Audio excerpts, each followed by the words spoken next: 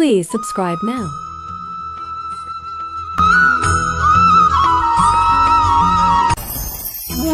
ভোজন। এবার ভোজন সংগ্রহ করার জন্য মানুষ কি না করেন, সব সময় চেষ্টা করতে থাকেন। ফসল উৎপাদনের জন্য অনেক পরিশ্রম করতে থাকেন, কিন্তু অনেক সময় অনেক পরিশ্রম করার পরেও ফসল ভালো উৎপাদন হয় না। এর কারণ কি? কারণ হলো এটাই যে আপনি পরিশ্রম হয়তো অনেক করেছেন, কিন্তু আপনার নজর তো সেই বীজের দিকে ছিলই না যা আপনি রোপণ করেছেন। সেই জন্য সব সময় কোনো বীজ রোপণ করার আগে তাকে পরখ করে দেখুন, তা অত্যন্ত আবশ্যক। আর সেইভাবেই যখনই কোনো কর্মের প্রশ্ন আসে, তাহলে সেখানে শুধুমাত্র পরিশ্রম যথেষ্ট নয়। সেই কাজের প্রতি আপনার কর্তব্য কি, আপনার উদ্দেশ্য কি, সেটা জানা হলো অত্যন্ত গুরুত্বপূর্ণ। তাই কর্ম করুন, কিন্তু সেই কর্মের প্রতি আপনার যা উদ্দেশ্য তার মাহাত্ম্য বুঝতে চেষ্টা করুন।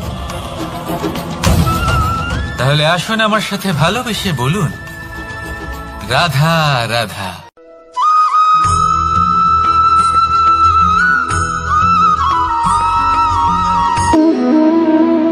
সম্পর্ক হলো আমাদের জীবনের একটি আধার। কিছু সম্পর্ক এমন যা আমরা জন্মসূত্রে লাভ করি, যেমন পরিবার, মা, বাবা। কিছু সম্পর্ক আছে যা আমরা জীবনে অর্জন করে থাকি, তা সে প্রেমের হোক, স্নেহের হোক বা বন্ধুত্বের। এই সকল সম্পর্ক লাভ করার বা গড়ে তোলার 5টি ধাপ রয়েছে। প্রথম ধাপ, কোনো ব্যক্তির সাথে আলাপ হওয়া, তার সাথে কথা বলা বা তাকে দেখা। দ্বিতীয় ধাপ, সে ব্যক্তিকে আমাদের ভালো লাগা। তৃতীয় ধাপ, আমাদের এটা চাইতে শুরু করা যে জীবনে এই ব্যক্তি যেন আমাদের বন্ধু হন, আমাদের জীবনে থাকেন, বা আমাদের কাউকে ভালোবেসে ফেলা। আর এটা আমাদের ভাবা বা চাওয়া যে সেই ব্যক্তি যেন আজীবন আমার সাথে থাকেন, আমার জীবনে আমার সাথী হয়ে। চতুর্থ ধাপ, লাভ করা। এবার এই ধাপটি অনেক মানুষের পক্ষেই খুবই সরল হয়, বড়ই সরল ভাবে নিজেদের সঙ্গীকে লাভ করে থাকেন। কিছু মানুষের জন্য এই ধাপ অত্যন্ত কঠিন হয়ে থাকে। অনেক প্রতিকূল পরিস্থিতির উপর জয়লাভ করে তারা সঙ্গীকে লাভ করেন, কিন্তু লাভ অবশ্যই করেন। এরপরে আসে পঞ্চম, অন্তিম এবং সব থেকে গুরুত্বপূর্ণ ধাপ। সেটা হলো সেই সম্পর্ক পালন করা। এটা হলো এমন এক বিষয় যা প্রত্যেক মানুষের শেখা উচিত। যদি ব্যক্তি নিজের জীবনে সম্পর্ক রক্ষা করতে শিখে যান, তবে প্রত্যেক সম্পর্ক তার জীবনকে স্বর্গ করে তুলবে। আসুন আর আমার সাথে ভালোবেসে বলুন, রাধা রাধা।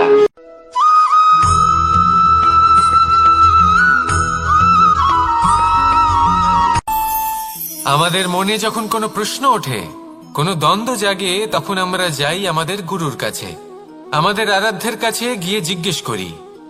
এইভাবেই একদিন আমি পৌঁছলাম আমার আরাধ্যের কাছে, আমার মহাদেবের কাছে, আর ওনাকে প্রশ্ন করলাম যে মহাদেব, জীবনে আনন্দ পাওয়ার, উৎসব পালনের, প্রেম ভাগ করে নেবার, জীবনকে উপভোগ করে নেওয়ার সর্বশ্রেষ্ঠ সময় কোনটা? মহাদেব হাসলেন আর উনি বললেন, জীবনে উৎসব পালনের সব থেকে শ্রেষ্ঠ দিন হলো মৃত্যুর ঠিক আগের দিনটা। প্রেম ভাগ করে নেওয়ার সব থেকে শ্রেষ্ঠ মুহূর্ত হলো মৃত্যুর ঠিক আগের মুহূর্ত।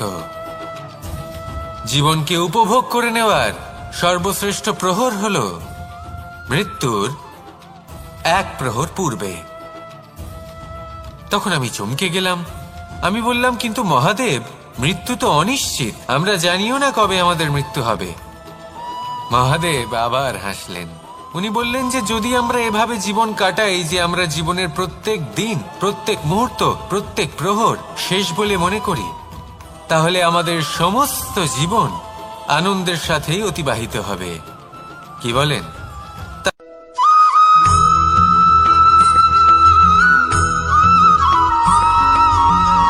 এই সংসারে কোনো বস্তু হোক বা ব্যক্তি হোক, তার একার গুরুত্ব কিন্তু খুব বেশি নয়। একটা উদাহরণ হিসেবে বৃষ্টির ফোঁটাকে ভেবে দেখুন। যদি একটি বৃষ্টির ফোঁটা হয় তাহলে তার খুব বেশি গুরুত্ব থাকে না, কিন্তু যখন সহস্র বৃষ্টির ফোঁটা মেঘের মধ্যে দিয়ে ঝরে পড়ে তখন সেটা বর্ষার রূপ ধারণ করে। সেই বর্ষা যা এই প্রকৃতিকে শান্ত করে। সেইভাবেই পাথরের ছোট টুকরো, তার খুব বেশি গুরুত্ব থাকে না, কিন্তু যখন অসংখ্য পাথরের টুকরো একত্রিত হয় তখন তা পর্বতের আকার ধারণ করে। সেইভাবেই কিছু মানুষ যখন একত্রিত হন তখন তৈরি হয় পরিবার, কিছু পরিবার যখন একত্রিত হয় তখন তৈরি হয় সমাজ, যখন অনেক সংখ্যক সমাজ একত্রিত হয় তখন তৈরি হয় রাজ্য। এবার এই রাজ্যের সবথেকে গুরুত্বপূর্ণ ব্যক্তি হতে পারেন রাজা, কিন্তু তাও সেই রাজা একা কিছু করতে পারেন না। যুদ্ধ লড়ার সময় তারও নিজের সৈন্যদলকে প্রয়োজন পড়ে। কিন্তু এই সংসারে এমন একজন ব্যক্তি আছেন যিনি একাই সব কাজ করতে থাকেন, এবং সেই ব্যক্তি হলেন মা। আমাদের জীবনে একজন পিতার ভূমিকা কিন্তু নিঃসন্দেহে অমূল্য, কিন্তু আমাদের সকলের জীবনে যে ভূমিকা একজন মায়ের তা অন্য কারোর থাকে না। একজন মা একাই সন্তানকে বড় করতে পারেন, সংস্কারী করে তুলতে পারেন, তার জন্য পরিশ্রম করেন। আর এত কিছু কাজ করার পরেও তার কাজের জন্য তিনি প্রশংসা অবশ্য পান না। উল্টে যদি সেই সন্তান অনুচিত পথে চালিত হয়, অনুচিত কর্ম করে, তখন সেই মাকেই অপবাদের পাত্র হয়ে উঠতে হয়। আমাদের জীবনে মায়ের যোগদান কতটা সেটা বুঝুন। আপনাকে বড় করে তোলার জন্য উনি কতটা পরিশ্রম করেছেন সেটা বুঝুন। আজ থেকে, এখন থেকে, এই মুহূর্ত থেকে মাকে সম্মান করতে শিখুন। যখন সময় পাবেন, যখন সুযোগ হবে, তখন তার প্রশংসা করুন, ওনারও ভালো লাগবে। আর মায়ের এই মমতার জন্য, তার এই ভূমিকার জন্য আসুন সবাই মিলে আমরা তাকে প্রণাম করি, আর সকলে মিলে ভালোবেসে বলি, রাধা রাধা।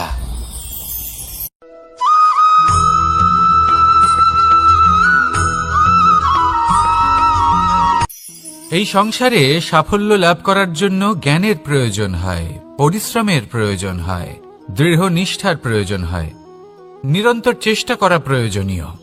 কিন্তু আরো কিছু আছে যা অত্যন্ত প্রয়োজনীয় এবং গুরুত্বপূর্ণ। তা হলো ভালো বন্ধু। তাদের থাকা অত্যন্ত প্রয়োজনীয়। যদি ভালো বন্ধু থাকে তাহলে সময় এলে তারা ঢাল হয়ে আপনাকে সুরক্ষা করবেন। সময় এলে অস্ত্রের মতো শত্রুকে সংহারও করবেন। যদি তিনি জ্ঞানী হন, তাদের মধ্যে সদ্গুণ থাকে, তাহলে এই সব গুণ আপনার মধ্যেও প্রবেশ করবে। তাহলে সাফল্যের জন্য ভালো বন্ধু পাওয়া অত্যন্ত প্রয়োজনীয়। কিন্তু শুধু বন্ধু কেন, ভালো শত্রুও থাকা প্রয়োজনীয়। এবার আপনি ভাববেন, আমি কি বললাম? যদি আপনার জীবনেও ভালো অর্থাৎ শক্তিশালী শত্রু থাকে, তাহলে আপনিও শক্তিশালী হতে থাকবেন। এই শত্রু আপনাকে প্রেরিত করবে আরো বেশি শক্তিশালী হয়ে ওঠার। কখনো কোনো হরিণকে দেখুন, তীব্র গতিতে দৌড়তে থাকে। কেন তীব্র গতিতে দৌড়য়? এই কারণে নয় যে কোথাও তার জন্য মধুর ঘাস অপেক্ষা করে রয়েছে, না। সে এই কারণে তীব্র গতিতে দৌড়য় কারণ সেটা না করলে তার পেছনে একটি সিংহ আছে যে ওকে নিজের ভোজন করে ফেলবে। তাই জীবনে বিপদ, সংকট, এই সবকিছুও হলো অত্যন্ত গুরুত্বপূর্ণ। তার সম্মুখীন হতে শিখুন, আর আমার সাথে ভালোবেসে বলুন, রাধা রাধা।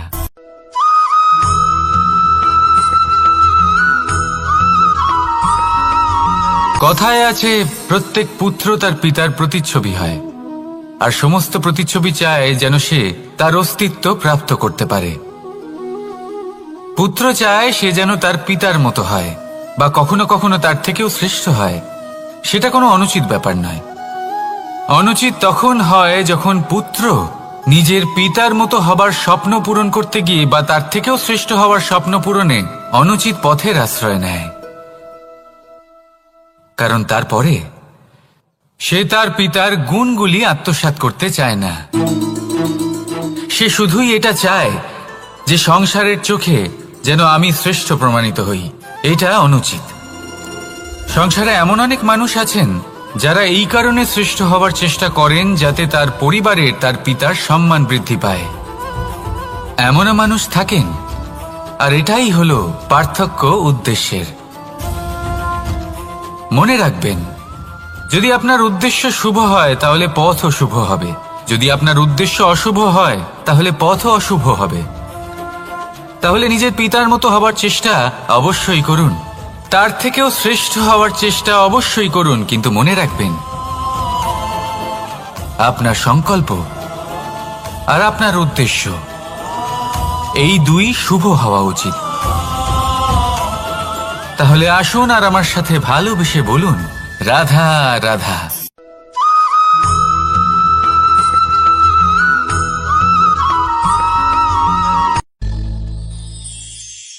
শিশিরের বিন্দু পাতার ওপর পড়ে আর তার গায়ে লেগে থাকে। পাতা তাকে শুষে নিতে পারে না, আর শেষ পর্যন্ত সে ঝরে পড়ে যায়। অন্যদিকে রয়েছে মেঘ এবং চাতক। এদের মধ্যে অনেক দূরত্ব থাকে। মেঘ থাকে আকাশে আর চাতক থাকে ধরিত্রীতে।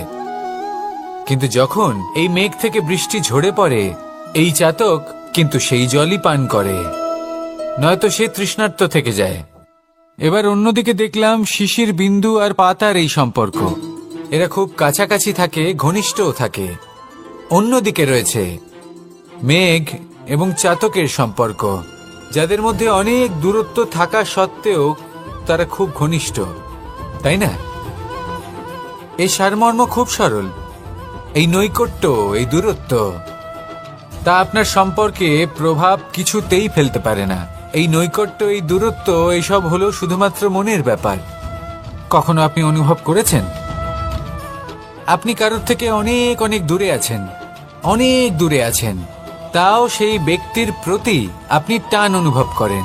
সেখানে আপনি কারোর সাথে প্রত্যেক দিন অতিবাহিত করেন, সমস্ত জীবন অতিবাহিত করেন, সব থেকে বেশি সময় তার সাথে অতিবাহিত করেন, তাও তার প্রতি সেই টান অনুভব করেন না। এই সংকেত হলো মনের দূরত্বের।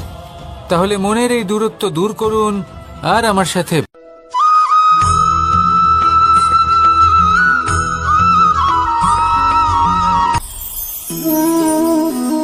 শক্তি এক অত্যন্ত বিচিত্র বস্তু, বা বলতে পারেন অনুভূতি।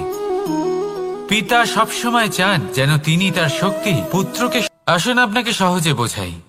যদি আপনি সুপাত্র হন আর আপনাকে শক্তি দেওয়া হয়, তাহলে আপনি সেই শক্তির গুরুত্ব বুঝবেন, কোথায় সেই শক্তি প্রয়োগ করা উচিত সেটা বুঝবেন। আর এটা যেহেতু অর্জন করা শক্তি হবে, সেই শক্তির অপব্যবহার হবে না। কিন্তু যদি এই আপনি কুপাত্র হন আর যদি আপনাকে এই শক্তি দেওয়া হয়, তাহলে কি হবে?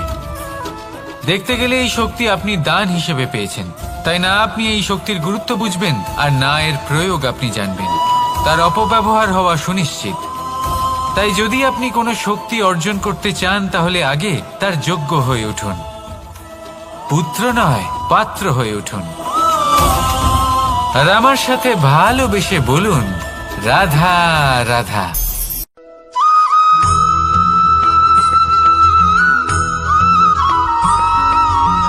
ভালো, শুধু ওনাদের কঠোর ব্যবহার দেখলে আমরা একটু ভয় পেয়ে যাই। এবার ওনাদের এই কঠোর ব্যবহার আমাদের ভালো না লাগলেও অত্যন্ত আবশ্যক, কারণ মাতার থেকে আমরা যে শক্তি লাভ করি তা যেন নিয়ন্ত্রণ হারিয়ে বিধ্বংসী না হয়ে ওঠে। আমরা যেন কোনো কুপথে না চলে যাই, আমরা কখনো যেন দোষ না করে ফেলি। শুধু সেই জন্য পিতা এবং গুরু একটু কঠোর হয়ে ওঠেন, এবং ওনাদের এই কঠোর আচরণ ভবিষ্যতে গিয়ে আমরা অবশ্যই বুঝতে পারি। জীবনে কিছু বছর আমরা এগিয়ে যাই আর তারপর আমরা বুঝতে পারি যে বাবা এবং গুরু আমাদের যথেষ্ট ভালোবাসতেন, কিন্তু ওনাদের ভালোবাসার বহিঃপ্রকাশ আলাদা। প্রয়োজনীয় হলো এটা দেখার, এটা বোঝার যে শুরু থেকে আমাদের প্রতি ওনাদের আচরণ কেমন ছিল। ওনাদের কঠোর হওয়ার পেছনে ওনাদের ভালোবাসাটা বোঝার চেষ্টা করুন, ওনাদের চিন্তাটা বোঝার চেষ্টা করুন, ওনাদের পথপ্রদর্শনের আড়ালে আপনার ভবিষ্যতের জন্য যে পরিকল্পনা ওনারা করেছেন সেটা বোঝার চেষ্টা করুন। তখন আপনারা বুঝতে পারবেন ওনাদের ভালোবাসাকে। আপনার মনের মধ্যে আপনা থেকেই ওনাদের প্রতি সম্মান জেগে উঠবে। নিজের পিতা এবং নিজের গুরু এই দুজনের প্রতি কৃতজ্ঞতা প্রকাশ করুন আর আমার সাথে ভালোবেসে বলুন, রাধা রাধা।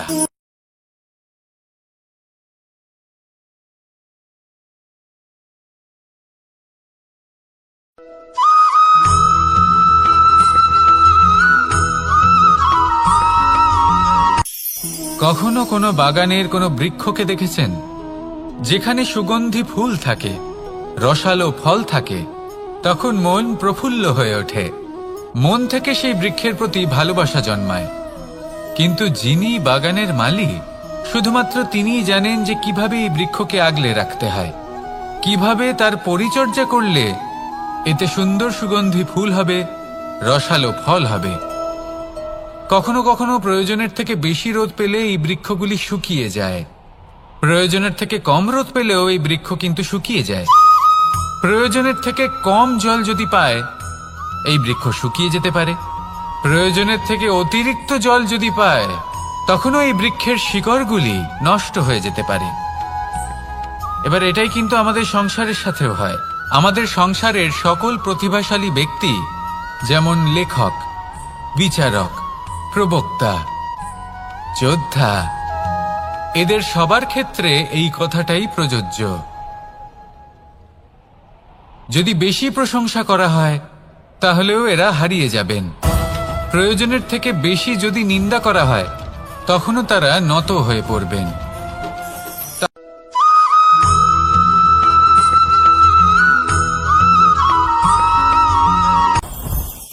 জীবনে কিছু শেখা অত্যন্ত গুরুত্বপূর্ণ।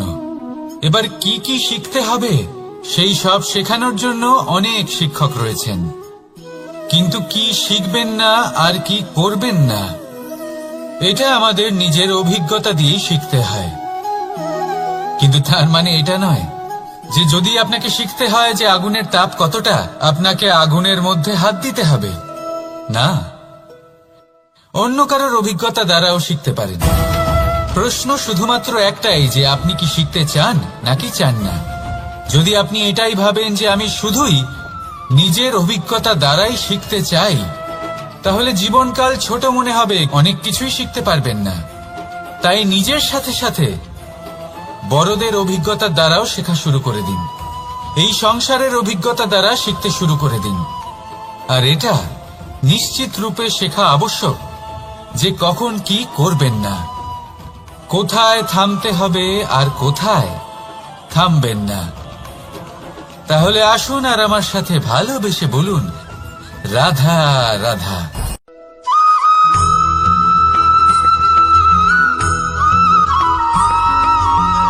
এই সংসারে সবথেকে বেশি কোমল বস্তু হলো রেশম। এই রেশম এতটাই কোমল হয় যে এর পুরো একটা থান শুধুমাত্র একটা হাতে ধরা সম্ভব। কখনো ভেবে দেখেছেন এই রেশম কিভাবে হয়?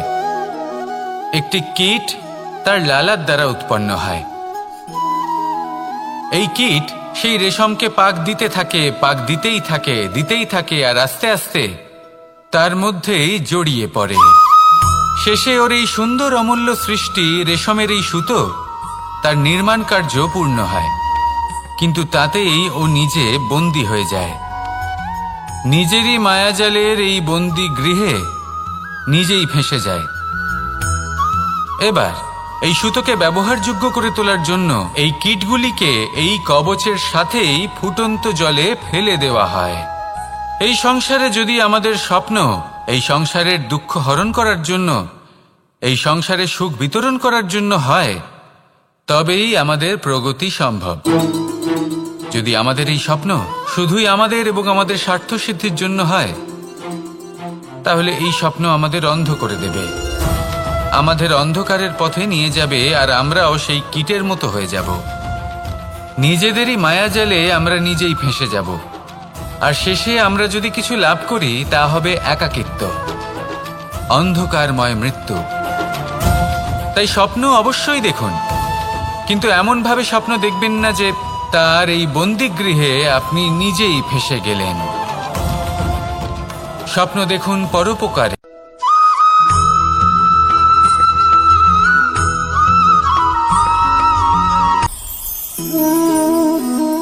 শক্তি এক অত্যন্ত বিচিত্র বস্তু, বা বলতে পারেন অনুভূতি।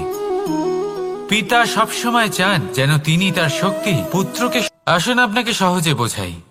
যদি আপনি সুপাত্র হন আর আপনাকে শক্তি দেওয়া হয়, তাহলে আপনি সেই শক্তির গুরুত্ব বুঝবেন, কোথায় সেই শক্তি প্রয়োগ করা উচিত সেটা বুঝবেন।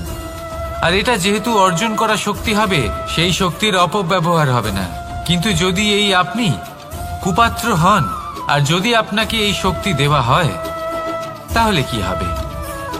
দেখতে গেলে এই শক্তি আপনি দান হিসেবে পেয়েছেন, তাই না আপনি এই শক্তির গুরুত্ব বুঝবেন আর না এর প্রয়োগ আপনি জানবেন। তার অপব্যবহার হওয়া সুনিশ্চিত। তাই যদি আপনি কোনো শক্তি অর্জন করতে চান, তাহলে আগে তার যোগ্য হয়ে উঠুন। পুত্র নয়, পাত্র হয়ে উঠুন। আর আমার সাথে ভালোবেসে বলুন, রাধা রাধা।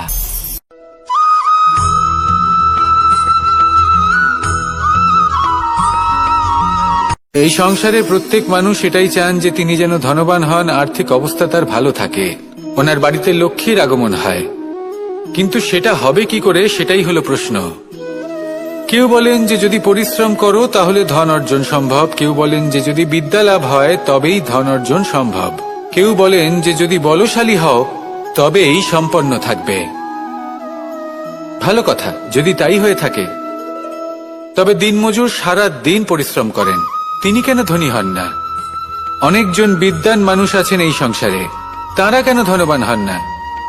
অনেক সংখ্যক বলশালী ব্যক্তি আছেন, তাদের কাছে ধন নেই কেন? তাদের কেন ধনের অভাব হয়? আবার এমনও কিছু মানুষ আছেন যারা পরিশ্রম করেন, তারা দিনমজুর, কিন্তু তারা ধন অর্জন করতে পারেন। কিছু বিদ্বান ব্যক্তি আছেন যাদের কাছে অধিক মাত্রায় ধন রয়েছে। কয়েকজন বলশালী ব্যক্তি রয়েছেন যাদের কাছে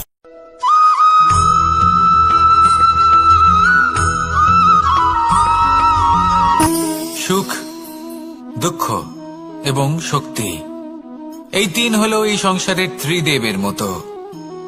আমাদের জীবনে যা কিছু ঘটছে এই তিনটির ভিত্তির উপরেই হচ্ছে। আসলে এই সংসারের একটা নিয়ম আছে, যখনই আপনি কিছু লাভ করেন, এই সংসার আপনার পরীক্ষা নেয়। এটা জানার জন্য আপনার পরীক্ষা নেয় যে আপনি যা কিছুই লাভ করেছেন, আপনি কি আদৌ সেটার যোগ্য কিনা। ঠিক সেইভাবেই এই সুখ, দুঃখ এবং শক্তি আপনার পরীক্ষা নিয়ে থাকে। যখন সুখ আসে তখন সে আপনার পরীক্ষা নেয় যে আপনার মধ্যে অহংবোধ জাগ্রত হয়নি তো। যদি অহংবোধ চলে আসে তাহলে সুখ সেখানেই সঙ্গ ত্যাগ করে। দুঃখ আপনার ধৈর্যের পরীক্ষা নিতে থাকে, আর যদি আপনার মধ্যে ধৈর্য না থাকে তাহলে এটা আপনাকে আরো বেশি দুঃখের গভীর অন্ধকারে ঠেলে দেবে। সেখানে শক্তি পরীক্ষা নেয় আপনার বিনম্রতার। যদি আপনি বিনম্র না হন, তাহলে হয় এই শক্তি আপনার সঙ্গ ত্যাগ করবে, নয় এই শক্তি বিনম্রতার অভাবে আপনার পতনের কারণ হতে পারে। এই সংসারে যে কোনো ব্যক্তি যিনি এই পরীক্ষায় উত্তীর্ণ হয়ে থাকেন, এই জীবনে তিনি সাফল্য লাভ করেন। আসুন আমার সাথে ভালোবেসে বলুন, রাধা রাধা।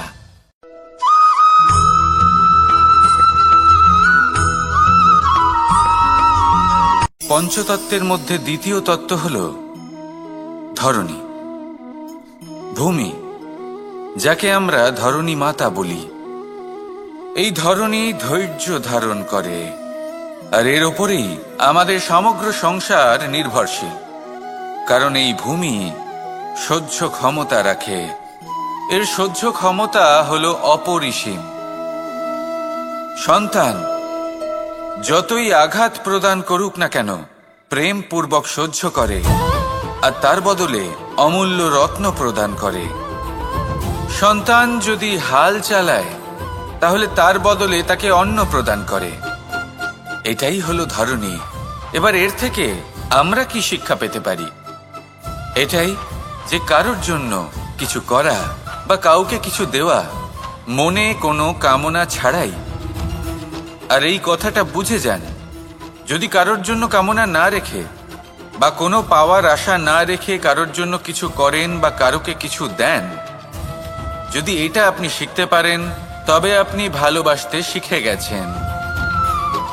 আর সেই জন্যই এই ধরিত্রীকে মাতা বলা হয়, কারণ মাতা শুধু উনি নন যিনি গর্ভে সন্তানকে ধারণ করেন, মাতা তো উনিও যিনি জীবন বাঁচতে শেখান, যিনি জীবন বাঁচার উদাহরণ প্রদান করেন। তাহলে ধরনীর থেকে এই নিঃস্বার্থ ভাব শিখুন, নিঃস্বার্থ ভালোবাসা শিখুন, আর এই ভালোবাসার সাথেই বলুন রাধা রাধা।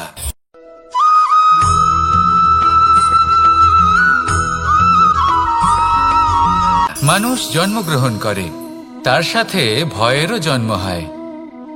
ছোটবেলা থেকেই আমাদের মনে কোনো না কোনো প্রকারের ভয় থেকেই যায়।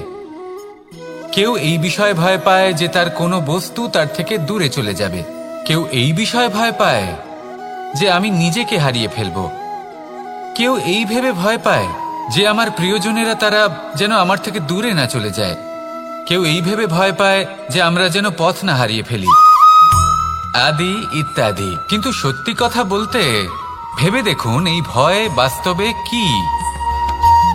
শুধুই একটা মনস্থিতি, আর কিছুই নয়। যা কিছু আপনি জীবনে পেয়েছেন তা একদিন আপনাকে হারাতে হবে। এই জীবন হলো আপনারই, কিন্তু তাও একদিন সমাপ্ত হবে। তাই ভয় পেয়ে কি লাভ? এই ভয় শুধু আপনাকে জীবন যাপন করা থেকে বাধা দিচ্ছে, আর কিচ্ছু নয়। পথ হারিয়ে ফেললেই বুঝতে পারবেন যে নতুন পথ কিভাবে বানাতে হয়। কিছু মানুষকে জীবন থেকে হারালে তবেই আপনি বুঝবেন যে আপনার আপনজনকে। এই ভয়ের কারণে ভীত হয়ে থাকবেন না। এই তারা নক্ষত্র অন্ধকারের অভাবে গুরুত্ব হারায়। শিবকেও মহাদেব হওয়ার জন্য বিষপান করতে হয়েছিল। প্রত্যেক পরিস্থিতি, প্রত্যেক সাফল্য আপনার পরীক্ষা নেবে, তাতে উত্তীর্ণ হওয়া হলো আপনার কর্ম। যখনই আপনি ভয় পাবেন বা সংকটের সম্মুখীন হবেন, তখন সাহসের সাথে তার সম্মুখীন হন।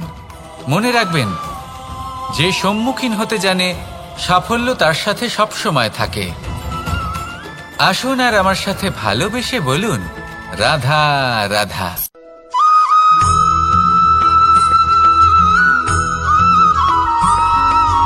জীবনে অগ্রসর হওয়ার জন্য আমাদের কাকে প্রয়োজন হয়? মাতা পিতা, বন্ধু, প্রেম, সাহায্য, অর্থ, পরিশ্রম, আশা। ভিন্ন ভিন্ন মানুষ ভিন্ন ভিন্ন বিকল্প চয়ন করে। যদি আমি আপনাকে বলি তাহলে জয় আর পরাজয়ের মন্ত্র দুটো শব্দের উপর নির্ভর করে, মেনে নেওয়া আর দৃঢ় হওয়া। যদি মেনে নেন তাহলে হেরে যাবেন, যদি দৃঢ় হন তাহলে নিশ্চিত রূপে জয়ী হবেন।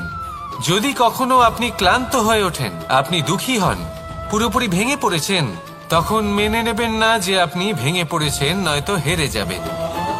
তখন উল্টে স্থির করবেন যে যাই হয়ে যাক না কেন আমি জয়ী হবই। আর আপনি দেখবেন যে জয় নিশ্চিত রূপে আপনার কাছেই আসবে। তাহলে এই কথা মনে রাখবেন আর আমার সাথে ভালোবেসে বলবেন রাধা রাধা।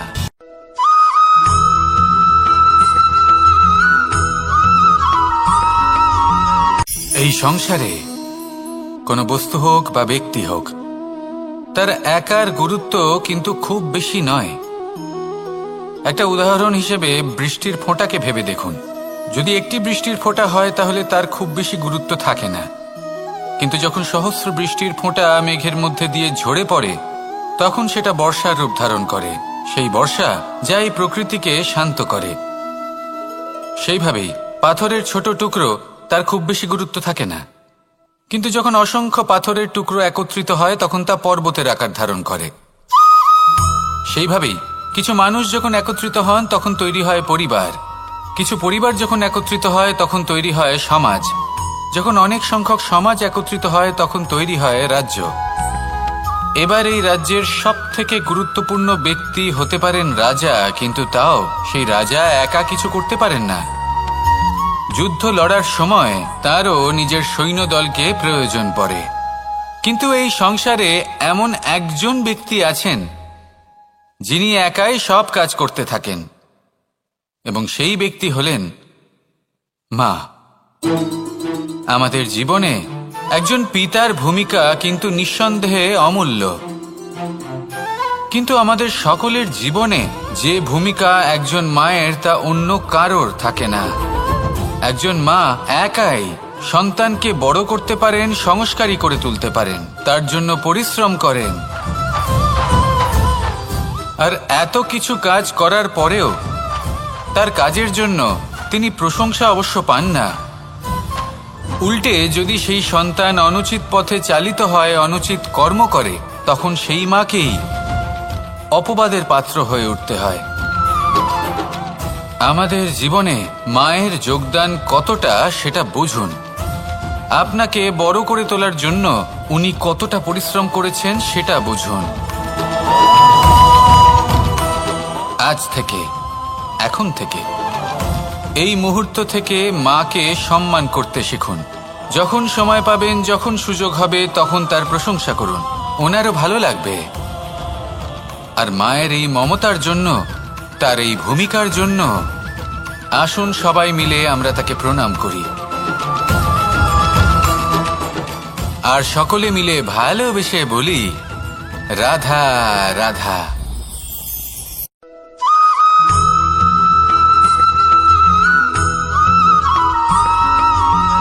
এই সংসারের সব থেকে গুরুত্বপূর্ণ তত্ত্ব কোনটা? প্রথম হলো সময়। জন্ম থেকে মৃত্যু পর্যন্ত এই যে সময়, এটাই তো হলো জীবন। দ্বিতীয় হলো জীবন, যাতে আমরা সময়ের সদ্ব্যবহার করি, শ্রেষ্ঠ থেকে শ্রেষ্ঠতর কাজ করার চেষ্টা করি। বহু বছরের এই পরম্পরা, এই সংস্কৃতিকে এগিয়ে নিয়ে যাওয়ার চেষ্টা করি। এই সংসারে আমরা অংশগ্রহণ করতে চেষ্টা করি। তৃতীয় হলো ধন, সেই ধন যা প্রত্যেক ব্যক্তি অর্জন করতে চেষ্টা করেন। এবার এই তিনটি তত্ত্বের মধ্যে একটা সামঞ্জস্য আছে, সমান ব্যাপার আছে। সে ধনই হোক বা সময় হোক বা হোক জীবন। আর সেই সমান ব্যাপার হলো যে যদি আপনি এটা গণনা করতে থাকেন তাহলে তা কমতে থাকে, যদি আপনি এটা ব্যবহার করেন তাহলে তা বাড়তে থাকে। একে সংগঠিত করে রাখতে চেষ্টা করলে এ হাত থেকে ফসকে যায়, কিন্তু যদি আপনি একে সামলে রাখতে শিখে যান তাহলে এমন কাজ করবেন যাতে সংসারের সাথে সাথে পরবর্তী প্রজন্ম লাভবান হবে। যদি কিছু শিখতে চান তাহলে সামলাতে শিখুন, গণনা করা বা সংগঠিত করা নয়। আসুন আর আমার সাথে ভালোবেসে বলুন, রাধা রাধা।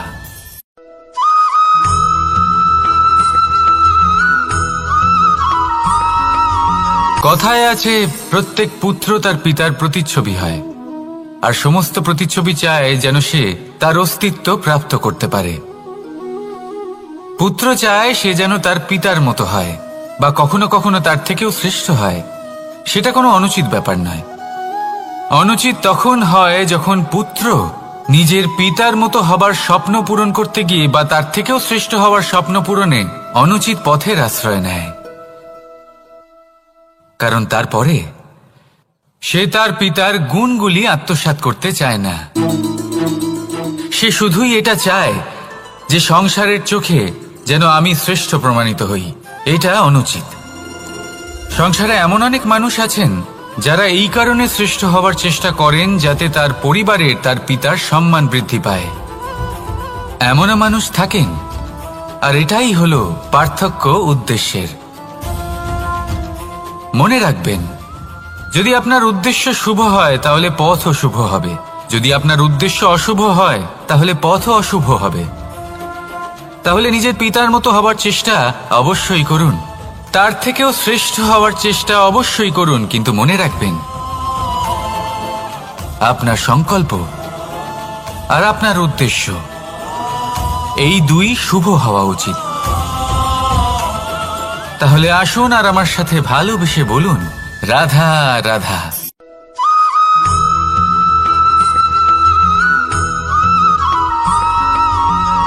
পিতা আর পুত্রের সম্পর্ক অত্যন্ত মধুর হয়ে থাকে। পিতা স্বপ্ন দেখেন, তাকে পূর্ণ করার সকল সম্ভাব্য চেষ্টা করেন, কিন্তু তাও অনেক সময় ওনার স্বপ্ন অপূর্ণ থেকে যায়। তখন পিতা ভাবেন যে স্বপ্ন উনি পূর্ণ করতে পারেননি, ওনার সন্তান তা অবশ্যই পূরণ করবে। যে স্থানে উনি কখনো পৌঁছতে পারেননি, সেই স্থানে ওনার পুত্র অবশ্যই পৌঁছবে। পিতা নিজের সন্তানের ভবিষ্যৎ নিয়ে সেই স্বপ্ন দেখেন, আর যখন সেই সন্তান সামনে এগোতে থাকে তখন তার দুঃখ হয় না, বরং গর্ব হয়। ওনার ভালো লাগে এটা দেখে যে ওনার সন্তান অনেক উন্নতি করছে। কিন্তু যখন সন্তান নিজের অভিভাবকের শক্তি দেখে, তার যশ দেখে হিংসা করতে থাকে, সমস্যা সেইখানেই শুরু হয়। সেই জন্য সকল সন্তানকে এটা মনে রাখতে হবে, দেখুন, পুত্র হবার সুবাদে, এক সন্তান হবার সুবাদে এটা হলো আপনার অধিকার যে আপনি আপনার পিতার থেকে বেশি উন্নতি করবেন। আপনার পিতাও এটাই চান, কিন্তু সুস্থভাবে এটা করুন। একটা রেখা টেনে নিন যাতে আপনি তাতে এগোতে পারেন আর আপনার পিতার তাতে গর্ববোধ হয়, আর সেই বিষয়ে দুঃখ না হয় যে আমার সন্তান আমাকেই ছোট করার চেষ্টা করছে।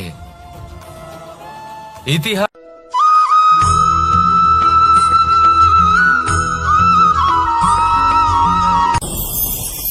ভয়ের সাথে আমরা সবাই পরিচিত, কষ্ট আমরা সবাই পেয়েছি।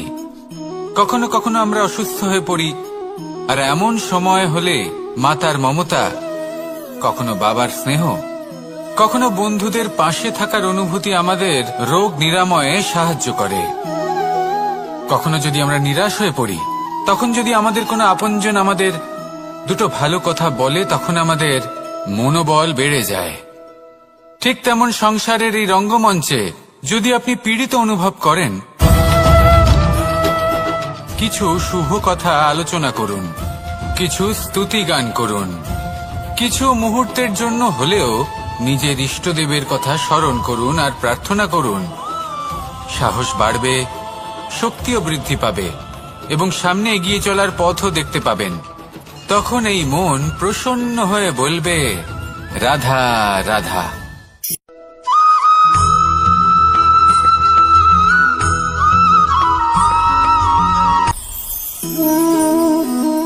শক্তি এক অত্যন্ত বিচিত্র বস্তু, বা বলতে পারেন অনুভূতি। পিতা সবসময় চান যেন তিনি তার শক্তি পুত্রকে। আসুন আপনাকে সহজে বোঝাই। যদি আপনি সুপাত্র হন আর আপনাকে শক্তি দেওয়া হয়, তাহলে আপনি সেই শক্তির গুরুত্ব বুঝবেন, কোথায় সেই শক্তি প্রয়োগ করা উচিত সেটা বুঝবেন। আর এটা যেহেতু অর্জন করা শক্তি হবে, সেই শক্তির অপব্যবহার হবে না।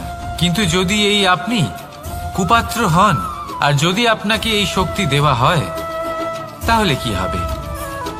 দেখতে গেলে এই শক্তি আপনি দান হিসেবে পেয়েছেন, তাই না আপনি এই শক্তির গুরুত্ব বুঝবেন আর না এর প্রয়োগ আপনি জানবেন। তার অপব্যবহার হওয়া সুনিশ্চিত। তাই যদি আপনি কোনো শক্তি অর্জন করতে চান, তাহলে আগে তার যোগ্য হয়ে উঠুন, পুত্র নয় পাত্র হয়ে উঠুন। আর আমার সাথে ভালোবেসে বলুন, রাধা রাধা।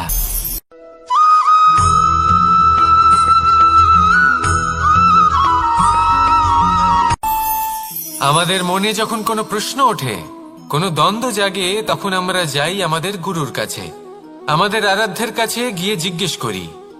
এইভাবেই একদিন আমি পৌঁছলাম আমার আরাধ্যের কাছে, আমার মহাদেবের কাছে, আর ওনাকে প্রশ্ন করলাম যে মহাদেব, জীবনে আনন্দ পাওয়ার, উৎসব পালনের, প্রেম ভাগ করে নেবার, জীবনকে উপভোগ করে নেওয়ার সর্বশ্রেষ্ঠ সময় কোনটা? মহাদেব হাসলেন আর উনি বললেন, জীবনে উৎসব পালনের সবথেকে শ্রেষ্ঠ দিন হলো মৃত্যুর ঠিক আগের দিনটা। প্রেম ভাগ করে নেওয়ার সবথেকে শ্রেষ্ঠ মুহূর্ত হলো মৃত্যুর ঠিক আগের মুহূর্ত। জীবনকে উপভোগ করে নেওয়ার সর্বশ্রেষ্ঠ প্রহর হলো মৃত্যুর এক প্রহর পূর্বে। তখন আমি চমকে গেলাম। আমি বললাম, কিন্তু মহাদেব, মৃত্যু তো অনিশ্চিত, আমরা জানিও না কবে আমাদের মৃত্যু হবে। মহাদেব আবার হাসলেন উনি বললেন যে যদি আমরা এভাবে জীবন কাটাই যে আমরা জীবনের প্রত্যেক দিন, প্রত্যেক মুহূর্ত, প্রত্যেক প্রহর শেষ বলে মনে করি, তাহলে আমাদের সমস্ত জীবন আনন্দের সাথেই অতিবাহিত হবে। কি বলেন?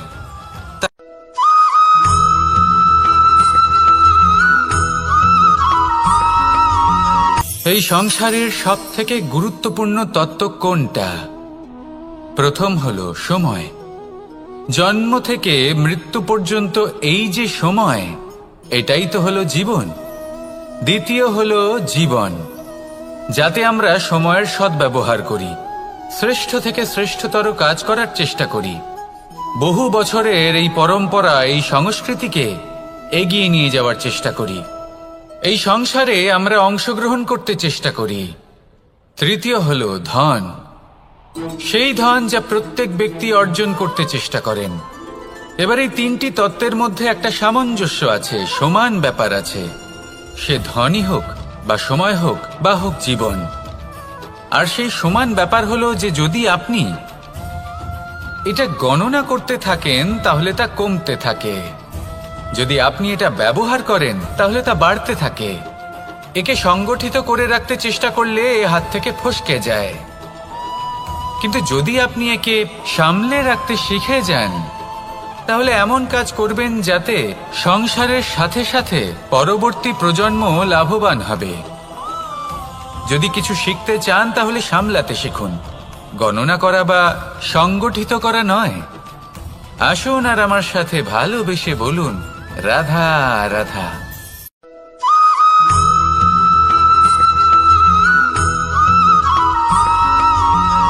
যখন আমরা কোনো বনে প্রবেশ করি তখন এই সবুজ ঘাস দেখে, এই কোমল ঘাস দেখে আমাদের মন প্রফুল্ল হয়ে ওঠে। ভিন্ন ভিন্ন প্রজাতির ফুল, ভিন্ন ভিন্ন রঙের ফুল দেখে এই মন আনন্দে ভরে ওঠে। এখানে শিশুরা আনন্দ লাভ করে, বড়রা ভোজন গ্রহণ করেন, কথাবার্তা বলেন, হাঁটাহাঁটি করে বেড়ান। এবার ভেবে দেখুন, যখন এই উপবনের নির্মাণ হয়েছিল সেই সময় যদি এই মাটিকে সঠিকভাবে খনন না করা হতো, যদি তাতে সঠিকভাবে বীজ রোপণ না করা হতো, যদি কোনো সংঘর্ষ না হতো, পরিশ্রম না করা হতো, যদি চলতে চলতে পায়ে কাঁটা না বিঁধে যেত, তাহলে এই সুন্দর বন দেখে আমরা কি এই আনন্দ লাভ করতে পারতাম? কখনোই নয়। ধরুন কোনো নদীর তটে সুন্দর একটি বন আছে, সেই বনের আনন্দ লাভ করতে গেলে আপনাকে সেই নদী পার করতেই হবে। যদি সুখের নদীর কাছে পৌঁছতে চান তাহলে তটে যে কাঁটা রয়েছে সেগুলোর সাথে সংঘর্ষ করতেই হবে। এই সংসারে যদি আপনি সুখ লাভ করতে চান তাহলে সুখ লাভের এই যাত্রা শুরু করতে হবে সংঘর্ষ দ্বারা। তাহলে সংঘর্ষকে স্বাগত জানান, এর পেছনেই সুখ রয়েছে যা আপনার জন্য অপেক্ষা করছে। এবার হাসুন আর আমার সাথে ভালোবেসে বলুন, রাধা।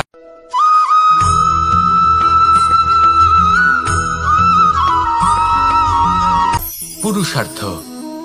শাস্ত্রে 4 ধরনের পুরুষার্থের কথা বলা হয়েছে। প্রথম হলো ধর্ম। আপনি কি জানেন এই ধর্ম আসলে কি? আপনার কি মনে হয় ধর্ম আসলে কি? কোনো বিশেষ ঈশ্বরকে মানাই কি ধর্ম বলা হয়? নাকি কোনো বিশেষ রীতি পালন করাই হলো ধর্ম? নাকি কোনো বিশেষ সাহিত্যকে সর্বশ্রেষ্ঠ মনে করাই হলো ধর্ম? না, ধর্ম হলো সেটা যাকে ধারণ করা যেতে পারে। আর ধারণ শুধু সেটাই করা যায় যা পবিত্র। পবিত্র শুধু তাকেই বলা হয় যা নিঃস্বার্থ, যার মধ্যে শাসন করার কোনো ইচ্ছে নেই, যা সরলভাবেই প্রবাহমান, জল এবং বায়ুর মতো। যখন কোনো ব্যক্তি ধর্মকে ধারণ করেন এবং সেই ধর্ম সেই ব্যক্তিকে রক্ষা করে, তখন তাকে ধর্ম বলা হয়। ধর্ম যা রক্ষা করে অহংকার থেকে, খারাপ চিন্তার হাত থেকে। সেই জন্য পুরুষার্থ গড়ে তোলার আগে, ধর্ম পালন করার আগে ধর্মের প্রকৃত অর্থ কি সেটা বুঝে নিন। এটা জেনে রাখুন যে সমস্ত ধর্মের আধার, সমস্ত ধর্মের ভিত শুধুমাত্র ভালোবাসা। আসুন আর এই ভালোবাসার সাথেই বলুন, রাধা রাধা।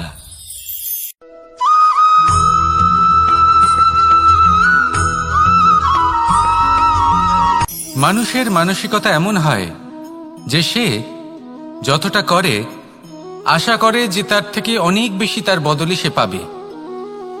দেখুন, সবকিছুই আপনার ভাবনা চিন্তার উপর নির্ভর করছে। আপনি যদি ফলের বিষয়ে ভেবে কর্ম করতে থাকেন তাহলে সেটা অনুচিত। জীবনের আসল আনন্দ হলো নিজের কর্ম করতে থাকা, ফলের চিন্তা করা উচিত নয়। যদি আপনি এরকম ভাবেন যে আমি এতটা করছি, আমার এতটা পাওয়া উচিত, সেই ভাবনা অনুচিত। যদি আপনি সেবার মানসিকতা নিয়ে কর্ম করতে থাকেন, কর্মচক্রে প্রবাহিত হন, যদি আপনি এমন ভাবনা রাখেন যে আমি এতটা পাচ্ছি তাই এর থেকে অনেক বেশি আমি কর্ম করব, তাহলে নিশ্চিত রূপে আপনি যতটা করছেন তার থেকে অনেক বেশি আপনি পাবেন। আপনার আশার থেকে অনেক বেশি আপনি পাবেন। শুধু জীবনে অনেক বেশি কাজ করতে থাকুন, ফলের চিন্তা করবেন না।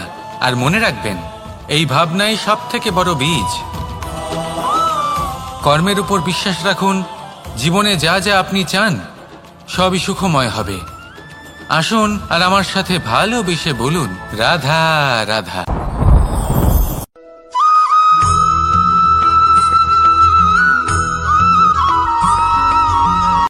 সংসারে আমাদের জীবনে যখন কোনো সুখ বা দুঃখ আসে, তার জন্য আমরা কাউকে না কাউকে অবশ্যই দায়ী করে থাকি, তাই না? এই ব্যক্তি আমাদের সাথে এরকম কাজ করেছেন তাই আমার সাথে এমন হলো। ওই ব্যক্তি যদি এমনটা না করতেন তাহলে আজ আমি ওই স্থানে পৌঁছতে পারতাম।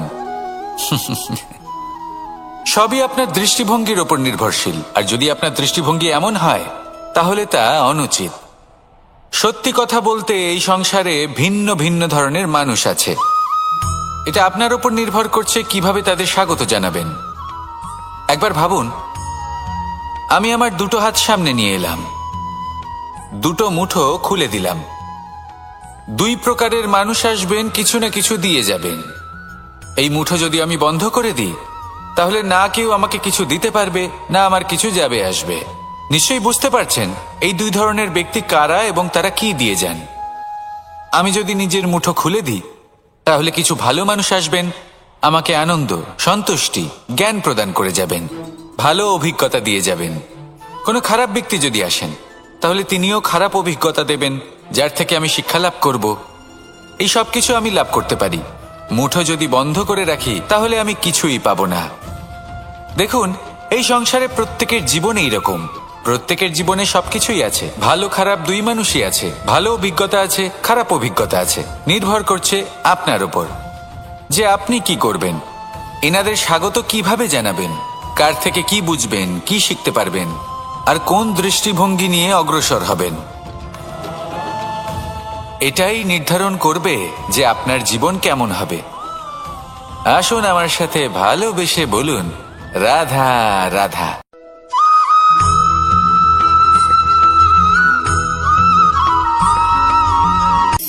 শক্তি শক্তি অর্জন করা এতটা কঠিন নয় যতটা শক্তি লাভ করার পরে সেই শক্তি সামলানো কঠিন হয়। কারণ যেই মানুষ শক্তি লাভ করে তার মনে গর্ববোধ জন্মায়, জন্মায় অহংকার, জন্মায় জেদ। তাই শক্তি প্রাপ্ত করার সাথে বিনম্র থাকাও অত্যন্ত আবশ্যক। আর এটা আমাদের শেখা উচিত বৃক্ষের থেকে। বৃক্ষ যা আমাদের ফল দেয়, বৃক্ষ যা যত ফল দেয় ততটাই ঝুঁকে যায়।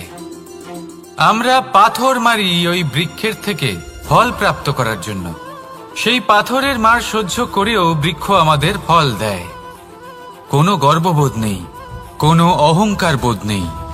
আর সেই জন্য এই বৃক্ষের পুজো করা হয়। এটাই হলো মাহাত্ম্য শক্তির সাথে বিনম্রতার। যদি এই শক্তি সৃজন করে থাকে, সাহায্য করে থাকে, সম্বল হয়ে থাকে, তবেই সেই শক্তি উপযুক্ত। আর নয়তো সেই শক্তি একদিন আপনাকে আসক্ত অবশ্যই করবে। তাহলে শক্তি অবশ্যই অর্জন করুন, কিন্তু তার সাথে সেই শক্তি সামলানোর মতো বিবেকও আপনাকে অবশ্যই জাগ্রত করতে হবে। তাহলে আসুন আমার সাথে ভালোবেসে বলুন, রাধা রাধা।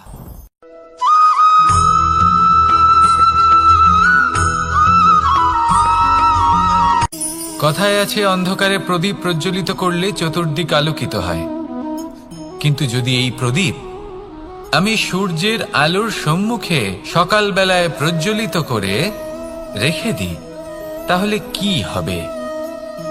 আপনি বলবেন যে এটা করে তো কোনো লাভই হলো না। সূর্যের প্রকাশের সামনে এই প্রদীপ আসলে কিছুই নয়। এবার এই চিন্তা ভাবনা প্রত্যেক দিন করতে হবে, আর একটা অমূল্য শিক্ষা পেতে হবে। মনে করুন যে আপনি মহাপুরুষের সামনে বসে আছেন, কোনো মহাজ্ঞানীর সামনে, তাহলে সেই ব্যক্তির সামনে নিজের জ্ঞানের প্রদীপ প্রজ্বলিত করবেন না, নীরব থাকুন, আর সেই ব্যক্তির সূর্যের প্রকাশের মতো জ্ঞান প্রাপ্ত করুন। যতটা পারবেন জ্ঞান লাভ করুন। যদি এমন কোনো সময় এমন কোনো স্থানে আপনি আছেন যেখানে চতুর্দিক অন্ধকার, কারোর কাছেই জ্ঞান নেই, সেখানে নিজের জ্ঞানের প্রদীপ প্রজ্বলিত করুন। এমন করলে দুদিক থেকেই আপনার লাভ হবে। আপনার জ্ঞান প্রাপ্তিও হবে, আর জ্ঞানের সঠিক প্রয়োগও করতে পারবেন। আর এই মন প্রসন্ন হয়ে বলবে, রাধা রাধা।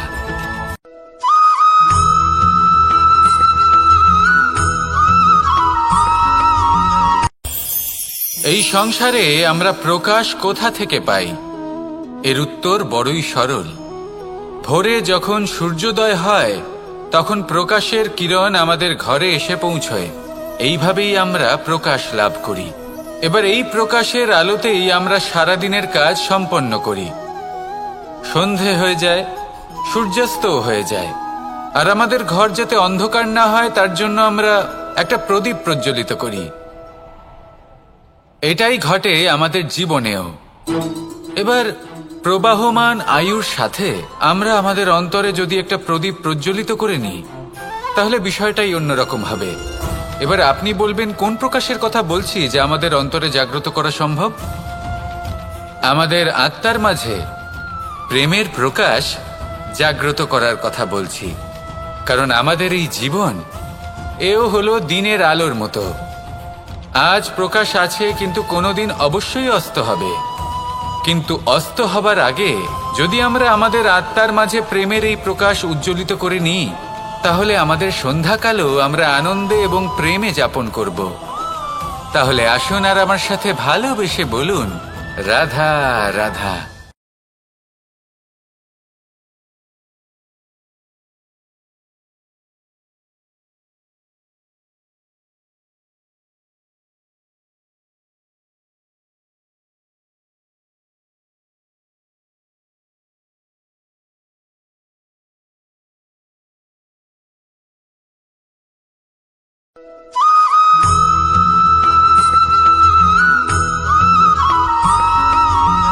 কথায় আছে যে এমন কোনো অক্ষর নেই যার দ্বারা কোনো মন্ত্র হয় না।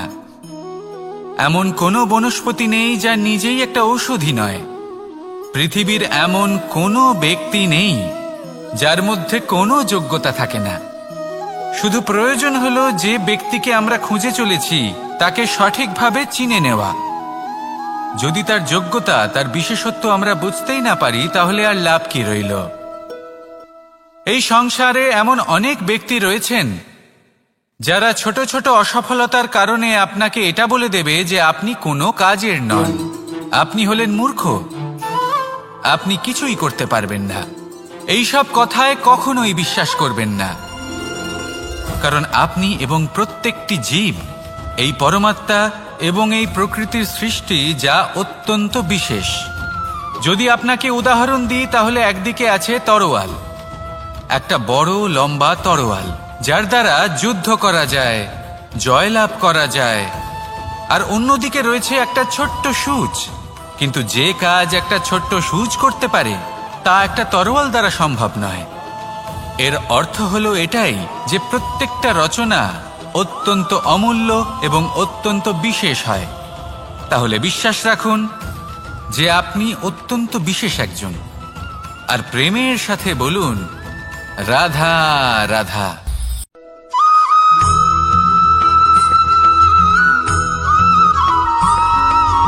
জীবনে যখন কোনো ব্যক্তি নিজের লক্ষ্য প্রাপ্তির জন্য নিরন্তর পরিশ্রম করতে থাকেন, চেষ্টা করতে থাকেন তখন তিনি কষ্ট অনুভব করেন, কখনো শারীরিক কষ্ট, কখনো মানসিক কষ্ট। এবার উনি এটা ভাবতে থাকেন যে আমি কি উচিত করছি নাকি অনুচিত করছি। কারণ অন্যদিকে এমন একজন ব্যক্তিও আছেন যিনি একদমই পরিশ্রম চেষ্টা করছেন না। তিনি মদিরা পান করেন, বিলাসিতায় জীবন কাটান, অলস প্রকৃতির হয়ে ওঠেন, নিদ্রাতে বিলীন হয়ে থাকেন আর ভাবেন যে তিনি সুখ লাভ করছেন। কিন্তু এরকম কেন হয়?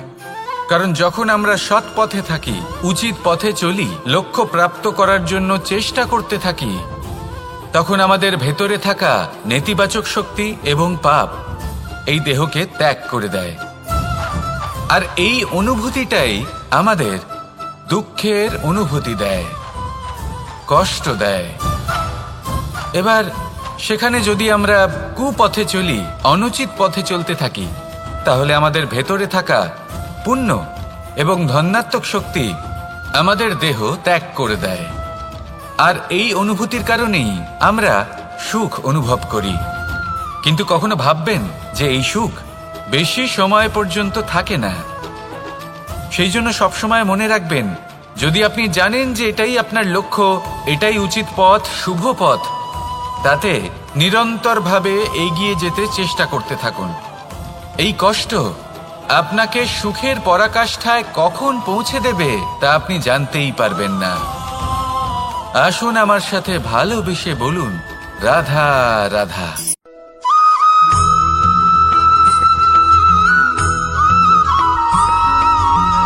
এই দড়িটা দেখুন, ছোট ছোট রেশম দ্বারা তৈরি, এটা সরু সুতো দ্বারা তৈরি হয়েছে এটা, আর এ অত্যন্ত কোমলও বটে। আর আপনি চাইলে এটা সোজাও করে দিতে পারেন, আর চাইলে এটা বেঁকিয়েও দিতে পারেন, আর যদি চান তাহলে এটা গোল গোল করে বেঁধে কোথাও রেখেও দিতে পারেন। এবার এই কোমল দড়ি যদি কোনো নিষ্ঠুর কঠিন পাথরে বারংবার জড়িয়ে দেওয়া হয়, তাহলেও তাকেও কাটতে পারে, নিজের ছাপ ছেড়ে যেতে পারে, সেটার আকারও বদলে ফেলতে পারে। এবার এর কারণ কি? এর কারণ হলো অভ্যাস আর নিরন্তর প্রচেষ্টা। যদি আপনিও চেষ্টা করেন আর নিরন্তর কর্ম করে যান, তাহলে আপনার প্রারব্ধ পাথরের মতো কঠিনই হোক না কেন, তাতে ভাঙন ধরিয়েও আপনি নিজের লক্ষ্যে অবশ্যই পৌঁছতে পারবেন। একটা গুরুত্বপূর্ণ কথা মনে রাখবেন, সুকর্মের অভ্যাস আর নিরন্তর প্রয়াস, এই হলো সাফল্যের মন্ত্র। তাহলে জীবনে এই মন্ত্র আনুন আর আমার সাথে ভালোবেসে বলুন, রাধা রাধা।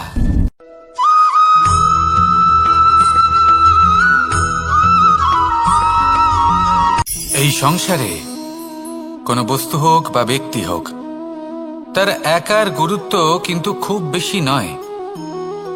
একটা উদাহরণ হিসেবে বৃষ্টির ফোঁটাকে ভেবে দেখুন। যদি একটি বৃষ্টির ফোঁটা হয় তাহলে তার খুব বেশি গুরুত্ব থাকে না, কিন্তু যখন সহস্র বৃষ্টির ফোঁটা মেঘের মধ্যে দিয়ে ঝরে পড়ে, তখন সেটা বর্ষার রূপ ধারণ করে। সেই বর্ষা যা এই প্রকৃতিকে শান্ত করে। সেইভাবেই পাথরের ছোট টুকরো, তার খুব বেশি গুরুত্ব থাকে না, কিন্তু যখন অসংখ্য পাথরের টুকরো একত্রিত হয় তখন তা পর্বতের আকার ধারণ করে। সেইভাবেই কিছু মানুষ যখন একত্রিত হন তখন তৈরি হয় পরিবার, কিছু পরিবার যখন একত্রিত হয় তখন তৈরি হয় সমাজ, যখন অনেক সংখ্যক সমাজ একত্রিত হয় তখন তৈরি হয় রাজ্য। এবার এই রাজ্যের সবথেকে গুরুত্বপূর্ণ ব্যক্তি হতে পারেন রাজা, কিন্তু তাও সেই রাজা একা কিছু করতে পারেন না। যুদ্ধ লড়ার সময় তারও নিজের সৈন্যদলকে প্রয়োজন পড়ে। কিন্তু এই সংসারে এমন একজন ব্যক্তি আছেন যিনি একাই সব কাজ করতে থাকেন, এবং সেই ব্যক্তি হলেন মা। আমাদের জীবনে একজন পিতার ভূমিকা কিন্তু নিঃসন্দেহে অমূল্য, কিন্তু আমাদের সকলের জীবনে যে ভূমিকা একজন মায়ের তা অন্য কারোর থাকে না। একজন মা একাই সন্তানকে বড় করতে পারেন, সংস্কারী করে তুলতে পারেন, তার জন্য পরিশ্রম করেন। আর এত কিছু কাজ করার পরেও তার কাজের জন্য তিনি প্রশংসা অবশ্য পান না, উল্টে যদি সেই সন্তান অনুচিত পথে চালিত হয়, অনুচিত কর্ম করে, তখন সেই মাকেই অপবাদের পাত্র হয়ে উঠতে হয়। আমাদের জীবনে মায়ের যোগদান কতটা সেটা বুঝুন। আপনাকে বড় করে তোলার জন্য উনি কতটা পরিশ্রম করেছেন সেটা বুঝুন। আজ থেকে, এখন থেকে, এই মুহূর্ত থেকে মাকে সম্মান করতে শিখুন। যখন সময় পাবেন, যখন সুযোগ হবে, তখন তার প্রশংসা করুন। ওনারও ভালো লাগবে। আর মায়ের এই মমতার জন্য, তার এই ভূমিকার জন্য আসুন সবাই মিলে আমরা তাকে প্রণাম করি, আর সকলে মিলে ভালোবেসে বলি, রাধা রাধা।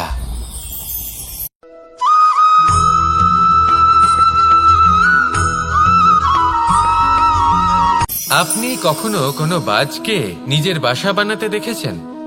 এই বাজ যখনই কোনো বাসা বানায় তখন উঁচু গাছের ডালে বা কোনো পর্বতের শিখরে বাসা বানায়, অনেক উচ্চতায়। আর সেখানে তার সন্তানও জন্মগ্রহণ করে। যখন এই সন্তানেরা জন্মায় তখন এই বাজ খুবই ভালোবেসে এবং খুব সাবধানে এদের পালন পোষণ করে। নিজের ঠোঁট দিয়ে তাদের ঠোঁটে খাবার পরিবেশন করে। কিন্তু যেই সেই সন্তানেরা হৃষ্টপুষ্ট হয়ে যায় এবং সেই কথা বাজ নিজে বুঝতে পেরে যায়, সেই বাজ নিজেই সেই বাসা ছিন্ন ভিন্ন করে দেয়। সেই সন্তান যাদের সবেমাত্র ডানা গজিয়েছে, কিভাবে উড়তে হয় তারা জানে না, সেই সন্তানগুলিকে উচ্চতা থেকে ঠেলে দেয়। সেই সন্তান প্রথমে ভয়ভীত হয়ে যায়। তারা সামনে মৃত্যুকে দেখতে পেয়ে ভয়ের কারণে তাদের ডানা ঝাপটাতে থাকে। আর সেই প্রক্রিয়াতেই সেই সন্তানগুলি উড়তে শুরু করে দেয়। এবার এই ঘটনায় আমরা কি শিক্ষা পেতে পারি? এটাই, যদি আপনি মাতা পিতা হন তাহলে নিজের সন্তানকে অবশ্যই স্নেহ করুন, কিন্তু তাদেরকে নিজের আঁচলের তলায় বেঁধে রাখবেন না। যদি আপনি চান আপনার সন্তান জীবনে উন্নতি করুক, তাহলে নিজের মুঠো থেকে তাদের স্বতন্ত্র করে দিন। এই সংসারে সংঘর্ষ করতে দিন। সেই সন্তান নিজেই বুঝতে পারবে যে জন্মের সময় পাওয়া ডানা কি করে ব্যবহার করতে হয়। আর আপনার চোখের সামনে আপনার সন্তান এই আকাশে উড়তে থাকবে। তাহলে আসুন আমার সাথে ভালোবেসে বলুন, রাধা রাধা।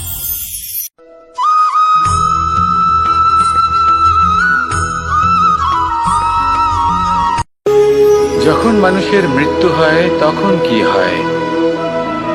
অনেক সংখ্যক মানুষ শোক পালন করতে চলে আসেন।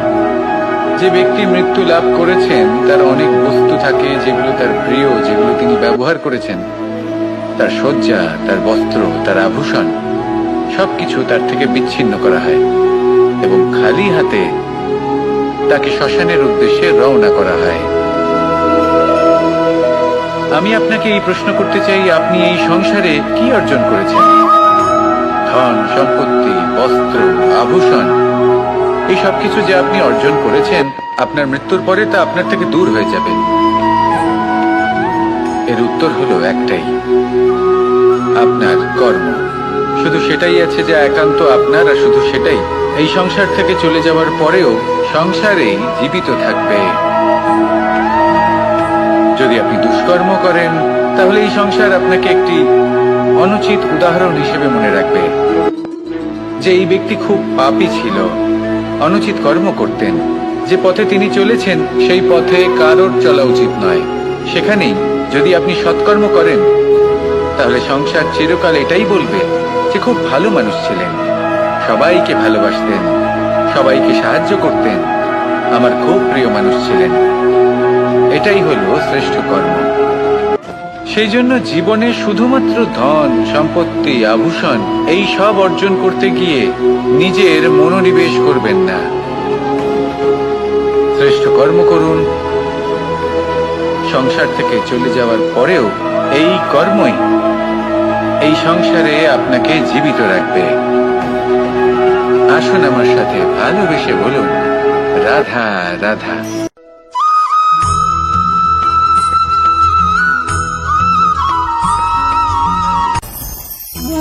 ভোজন এবার ভোজন সংগ্রহ করার জন্য মানুষ কি না করেন, সব সময় চেষ্টা করতে থাকেন। ফসল উৎপাদনের জন্য অনেক পরিশ্রম করতে থাকেন, কিন্তু অনেক সময় অনেক পরিশ্রম করার পরেও ফসল ভালো উৎপাদন হয় না। এর কারণ কি? কারণ হলো এটাই যে আপনি পরিশ্রম হয়তো অনেক করেছেন, কিন্তু আপনার নজর তো সেই বীজের দিকে ছিলই না যা আপনি রোপণ করেছেন। সেই জন্য সব সময় কোনো বীজ রোপণ করার আগে তাকে পরখ করে দেখুন, তা অত্যন্ত আবশ্যক। আর সেইভাবেই যখনই কোনো কর্মের প্রশ্ন আসে, তাহলে সেখানে শুধুমাত্র পরিশ্রম যথেষ্ট নয়, সেই কাজের প্রতি আপনার কর্তব্য কি, আপনার উদ্দেশ্য কি, সেটা জানা হলো অত্যন্ত গুরুত্বপূর্ণ। তাই কর্ম করুন, কিন্তু সেই কর্মের প্রতি আপনার যা উদ্দেশ্য তার মাহাত্ম্য বুঝতে চেষ্টা করুন। তাহলে আসুন আমার সাথে ভালোবেসে বলুন, রাধা রাধা।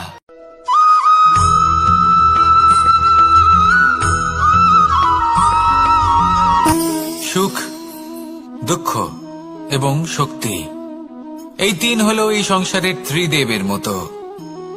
আমাদের জীবনে যা কিছু ঘটছে এই তিনটির ভিত্তির উপরেই হচ্ছে।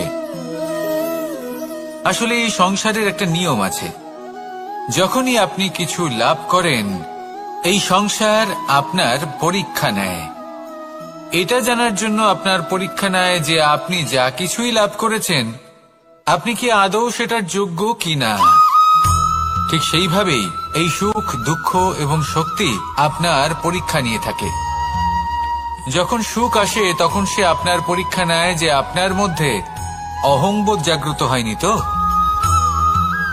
যদি অহংবোধ চলে আসে তাহলে সুখ সেখানেই সঙ্গ ত্যাগ করে। দুঃখ আপনার ধৈর্যের পরীক্ষা নিতে থাকে, আর যদি আপনার মধ্যে ধৈর্য না থাকে তাহলে এটা আপনাকে আরো বেশি দুঃখের গভীর অন্ধকারে ঠেলে দেবে। সেখানে শক্তি পরীক্ষা নেয় আপনার বিনম্রতার। যদি আপনি বিনম্র না হন তাহলে হয় এই শক্তি আপনার সঙ্গ ত্যাগ করবে, নয় এই শক্তি বিনম্রতার অভাবে আপনার পতনের কারণ হতে পারে। এই সংসারে যে কোনো ব্যক্তি যিনি এই পরীক্ষায় উত্তীর্ণ হয়ে থাকেন এই জীবনে তিনি সাফল্য লাভ করেন। আসুন আমার সাথে ভালোবেসে বলুন, রাধা রাধা।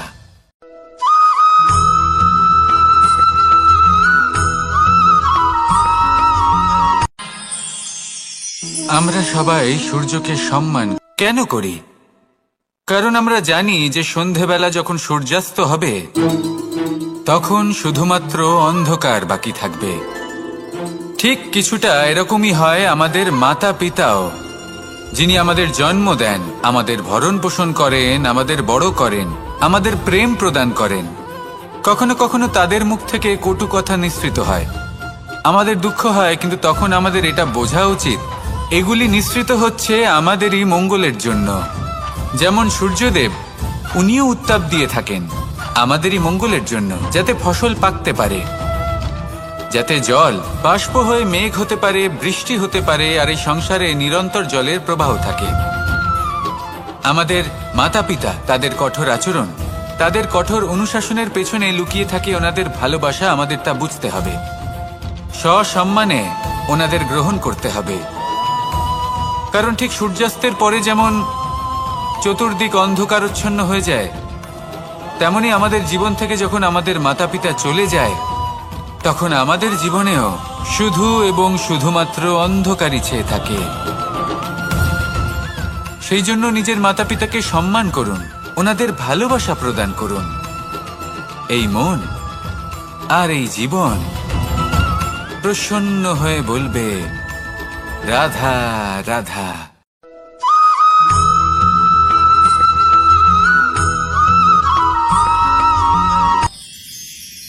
মানুষ তার জীবনে দুই ধরনের পরিস্থিতিকে খুব ভয় পায়। এক, কোনো কারণবশত কারোর সামনে নত হওয়া। দুই, কোনো কারণে নিজের চরিত্র থেকে, নিজের মূল্যবোধ থেকে বিচ্যুত হওয়া। এবার কেন হয় এরকম যে কথায় কথায় কারোর সামনে নত হতে হয়? কেন বারংবার নিজের চরিত্র থেকে চ্যুত হতে হয়। এরকম কেন হয়? এটা তখনই হয় যখন আমাদের শিক্ষা এবং মূল্যবোধের অভাব থাকে। যদি মানুষের মধ্যে প্রকৃত শিক্ষা থাকে তাহলে এই সংসারে কোনো সময় এবং কারোর সামনেই নত হওয়ার কোনো প্রয়োজন নেই। যদি মানুষের মধ্যে মূল্যবোধ থাকে তাহলে তাকে নিজের মূল্যবোধ বা চরিত্র থেকে বিচ্যুত হতে হয় না, তা সে যাই হয়ে যাক না কেন। কোনো বালককে যদি জন্ম থেকেই সুশিক্ষার অধিকারী করা হয়, শিক্ষিত করা হয়, মূল্যবোধের অধিকারী করা হয়, তবে সে এই সংসারে এমন কর্ম করবে যাতে সে নিজেকে, নিজের পরিবারকে, সমগ্র সমাজকে গর্বিত করতে পারে। শিক্ষা লাভ করুন, মূল্যবোধ লাভ করুন এবং আমার সাথে ভালোবেসে বলুন, রাধা রাধা।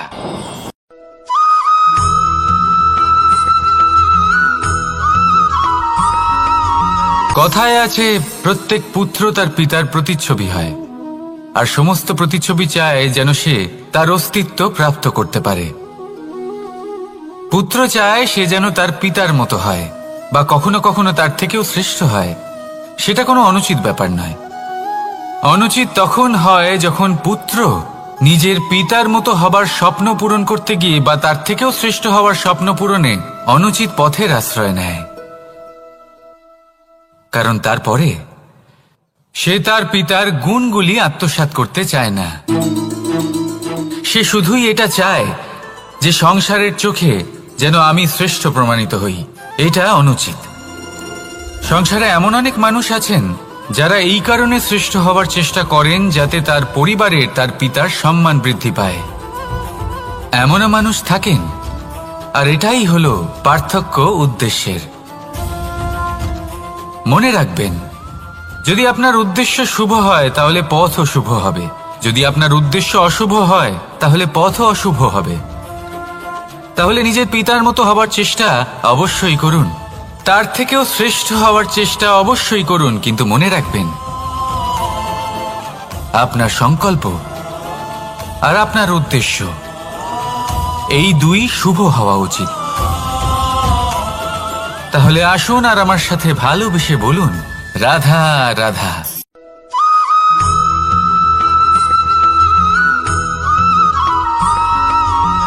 এই সংসারের সব থেকে গুরুত্বপূর্ণ তত্ত্ব কোনটা? প্রথম হলো সময়।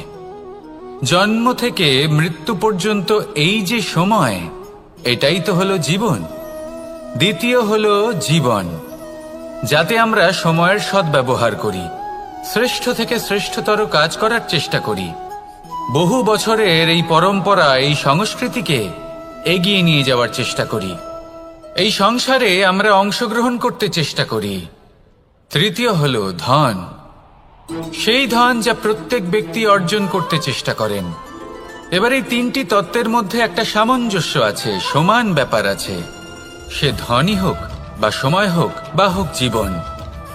আর সেই সমান ব্যাপার হলো যে যদি আপনি এটা গণনা করতে থাকেন তাহলে তা কমতে থাকে, যদি আপনি এটা ব্যবহার করেন তাহলে তা বাড়তে থাকে। একে সংগঠিত করে রাখতে চেষ্টা করলে এ হাত থেকে ফসকে যায়, কিন্তু যদি আপনি একে সামলে রাখতে শিখে যান তাহলে এমন কাজ করবেন যাতে সংসারের সাথে সাথে পরবর্তী প্রজন্ম লাভবান হবে। যদি কিছু শিখতে চান তাহলে সামলাতে শিখুন, গণনা করা বা সংগঠিত করা নয়। আসুন আর আমার সাথে ভালোবেসে বলুন, রাধা রাধা।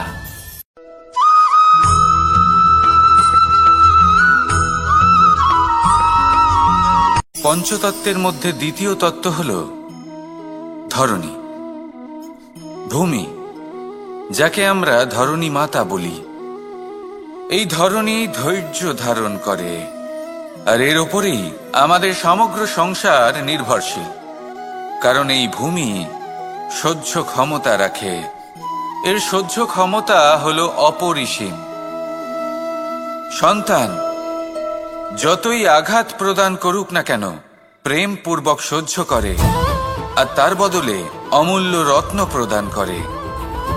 সন্তান যদি হাল চালায় তাহলে তার বদলে তাকে অন্ন প্রদান করে। এটাই হলো ধরনী।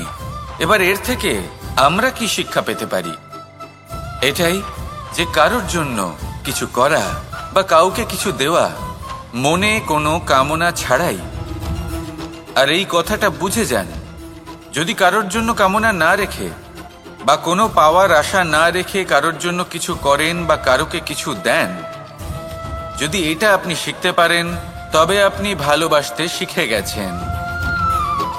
আর সেই জন্যই এই ধরিত্রীকে মাতা বলা হয়, কারণ মাতা শুধু উনি নন যিনি গর্ভে সন্তানকে ধারণ করেন, মাতা তো উনিও যিনি জীবন বাঁচতে শেখান, যিনি জীবন বাঁচার উদাহরণ প্রদান করেন। তাহলে ধরনীর থেকে এই নিঃস্বার্থ ভাব শিখুন, নিঃস্বার্থ ভালোবাসা শিখুন, আর এই ভালোবাসার সাথেই বলুন রাধা রাধা।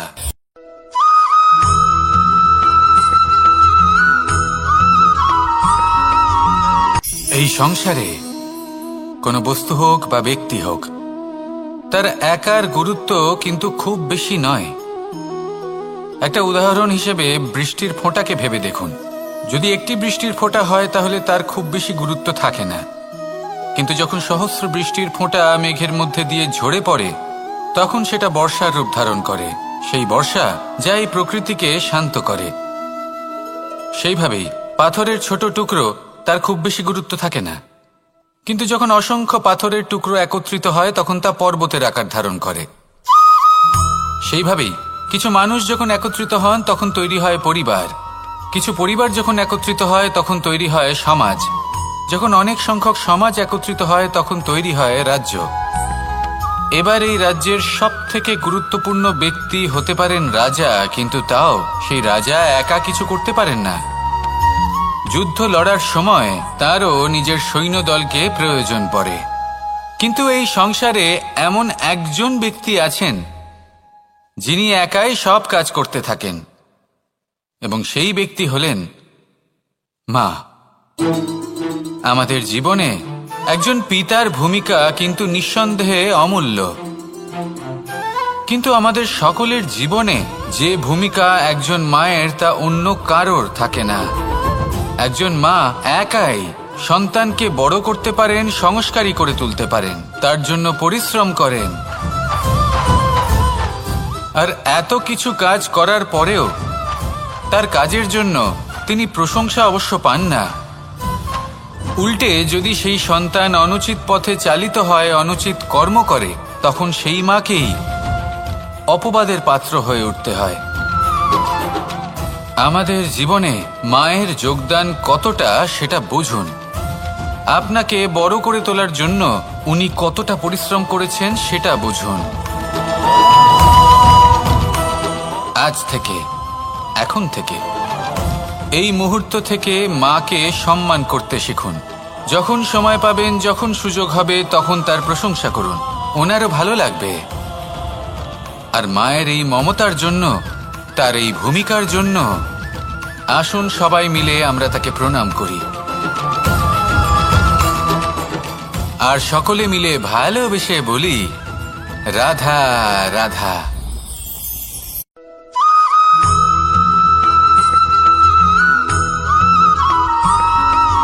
মানুষের একটি সমস্যা আছে যে মানুষ সাফল্যকে মাপতে থাকেন, লক্ষ্যপ্রাপ্তিকে মাপতে থাকেন এবং তার তুলনা করতে থাকেন যে ও এত কিছু পেল আর আমি পেলাম না, ওর কাছে এত কিছু আছে কিন্তু আমার কাছে নেই। এই তুলনা করার জন্য ওনারা দুঃখী হয়ে পড়েন, নিরাশ হয়ে পড়েন। তাই আমি একটা প্রশ্ন করছি যে এটা কি উচিত? এই সংসারে আপনি কি নিয়ে তুলনা করবেন, যেখানে সূর্যদেব চন্দ্রমা দুজনেই আছেন, দুজনেই হলেন বিশেষ, দুজনেই নিজ নিজ সময়ে উদিত হন। এদের মধ্যে একজন না থাকলে তাহলে আমাদের জীবন কঠিন হয়ে পড়বে। ঠিক সেইভাবেই আপনি যদি একটা বড় রেখা অঙ্কন করেন তাহলে অন্য রেখাটি ছোট হয়ে পড়ে না, সে তেমনই থাকে যেমনটা সে ছিল। আপনার অস্তিত্ব কখনো ছোট বা বড় হতে পারে না। শুধু তুলনা করার জন্য আপনার এটা মনে হতে পারে। যদি আপনি যুদ্ধ করতে চান আপনার তলোয়ারের প্রয়োজন পড়বে। যদি বস্ত্র তৈরি করতে চান এত বড় তলোয়ার দিয়ে কিছুই হবে না। তখন প্রয়োজন পড়বে একটা ছোট্ট সূচের।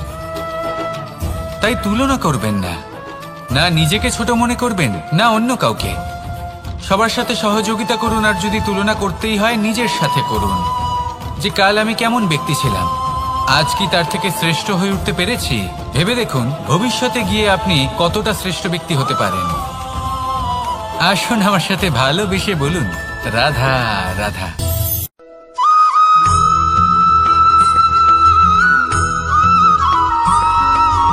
জীবনে অগ্রসর হওয়ার জন্য আমাদের কাকে প্রয়োজন হয়?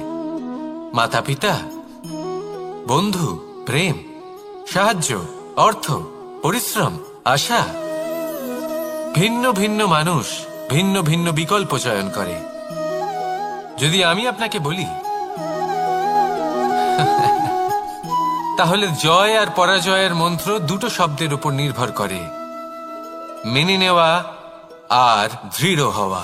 যদি মেনে নেন তাহলে হেরে যাবেন, যদি দৃঢ় হন তাহলে নিশ্চিত রূপে জয়ী হবেন। যদি কখনো আপনি ক্লান্ত হয়ে ওঠেন, আপনি দুঃখী হন, পুরোপুরি ভেঙে পড়েছেন, তখন মেনে নেবেন না যে আপনি ভেঙে পড়েছেন, নয়তো হেরে যাবেন। তখন উল্টে স্থির করবেন যে যাই হয়ে যাক না কেন আমি জয়ী হবই। আর আপনি দেখবেন যে জয় নিশ্চিত রূপে আপনার কাছেই আসবে। তাহলে এই কথা মনে রাখবেন আর আমার সাথে ভালোবেসে বলবেন, রাধা রাধা।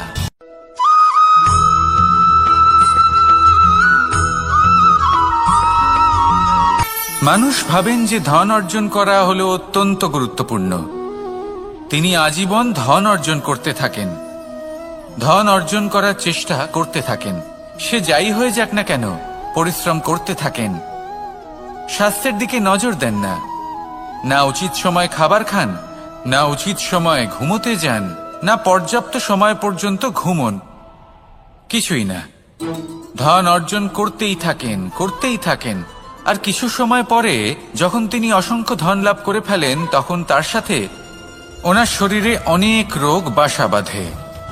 এইসব রোগের উপচার করতে করতে সেই সমস্ত ধন যা উনি অর্জন করেছেন তা তিনি ব্যয় করে ফেলেন। শেষ পর্যন্ত কি হয়? আমরা যেভাবে এসেছি ঠিক সেইভাবেই ফিরে যাই, ধন এখানেই থেকে যায়। দেখুন, একটা অত্যন্ত গুরুত্বপূর্ণ কথা রয়েছে যে আপনার বোঝা উচিত। এই যে ধন, তার ব্যবহার করুন জীবনকে আরো ভালো করে তোলার জন্য। ধনের সদ্ব্যবহার করা উচিত, এমন যেন না হয় এই ধন আপনাকে ভোগ করে ফেলে। এই জীবনকে নিশ্চিত রূপে আরো শ্রেষ্ঠ করে তুলুন।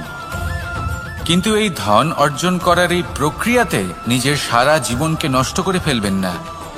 এই জীবন উপভোগ করতে শিখুন আর আমার সাথে ভালোবেসে বলুন, রাধা রাধা।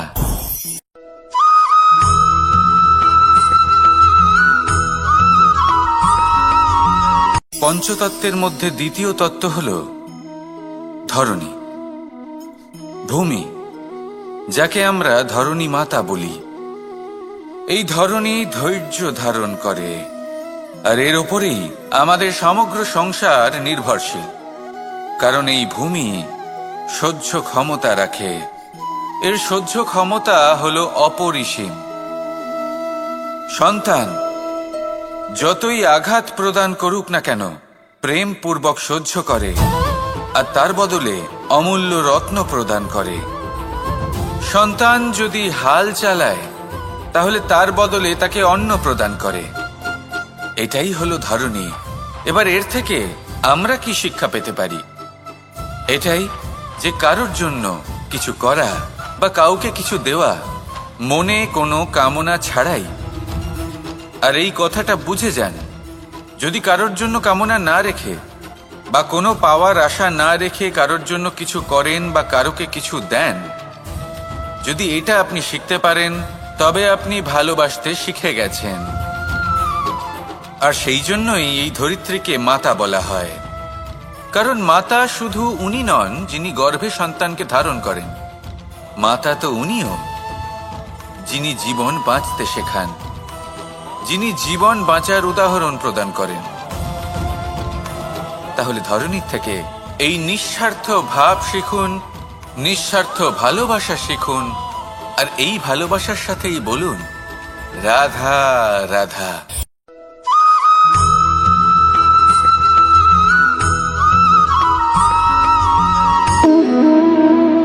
সম্পর্ক হলো আমাদের জীবনের একটি আধার। কিছু সম্পর্ক এমন যে আমরা জন্মসূত্রে লাভ করি, যেমন পরিবার, মা, বাবা। কিছু সম্পর্ক আছে যে আমরা জীবনে অর্জন করে থাকি, তা সে প্রেমের হোক, স্নেহের হোক বা বন্ধুত্বের। এই সকল সম্পর্ক লাভ করার বা গড়ে তোলার 5টি ধাপ রয়েছে। প্রথম ধাপ, কোনো ব্যক্তির সাথে আলাপ হওয়া, তার সাথে কথা বলা বা তাকে দেখা। দ্বিতীয় ধাপ, সে ব্যক্তিকে আমাদের ভালো লাগা। তৃতীয় ধাপ, আমাদের এটা চাইতে শুরু করা যে জীবনে এই ব্যক্তি যেন আমাদের বন্ধু হন, আমাদের জীবনে থাকেন, বা আমাদের কাউকে ভালোবেসে ফেলা। আর এটা আমাদের ভাবা বা চাওয়া যে সেই ব্যক্তি যেন আজীবন আমার সাথে থাকেন, আমার জীবনে আমার সাথী হয়ে। চতুর্থ ধাপ, লাভ করা।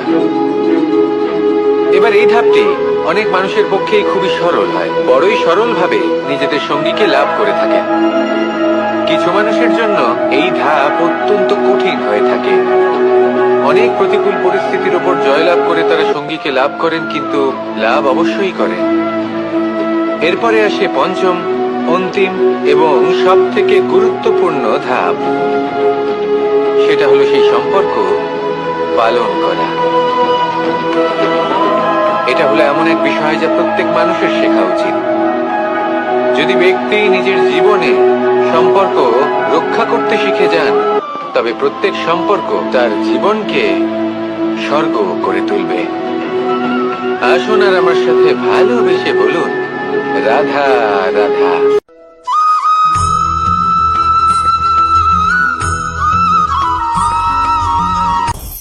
আপনি কখনো পর্বতের শিখরে উঠেছেন? আপনি দেখতে পাবেন পর্বতের পদতলে প্রচুর সুন্দর ফুল রয়েছে, সবুজ বনানী রয়েছে। যত আপনি ওপরে উঠতে থাকবেন তত ফুল কমতে থাকবে, সবুজ বনানী কমতে থাকবে। আরো কিছুটা ওপরে উঠলে কাঁটা জাতীয় গাছ দেখতে পাবেন, শুকনো গাছ দেখতে পাবেন। আরো যদি ওপরে ওঠেন তাহলে পাষাণ দেখতে পাবেন। আরো ওপরে উঠলে হিমখণ্ড দেখতে পাবেন। এই যে পর্বত, তা মনুষ্য জীবনের সবথেকে উত্তম উদাহরণ। মানুষ যখন সাফল্যের শিখরে পৌঁছতে চান, মহানুভবতার শিখরে পৌঁছতে চান, পথে যত আস্তে আস্তে উপরে উঠতে থাকেন, ততই ভৌতিক বস্তু তার থেকে বিচ্ছিন্ন হতে থাকে। যদি তিনি সেই ভৌতিক বস্তুগুলি ত্যাগ না করতে পারেন, তাহলে কখনোই সেই স্থানে পৌঁছতে পারবেন না। আর মানুষ যদি উচিত ত্যাগ করতে পারেন, পথে অগ্রসর হতে থাকেন, এগোতে থাকেন, তাহলে একদিন না একদিন তিনি মহানুভবতার, জ্ঞানের, সাফল্যের হিমের স্বাদ অবশ্যই লাভ করবেন। মনে রাখবেন, মানব জীবনের ত্যাগ হলো অত্যন্ত গুরুত্বপূর্ণ অংশ। আসুন আমার সাথে ভালোবেসে বলুন রাধা রাধা।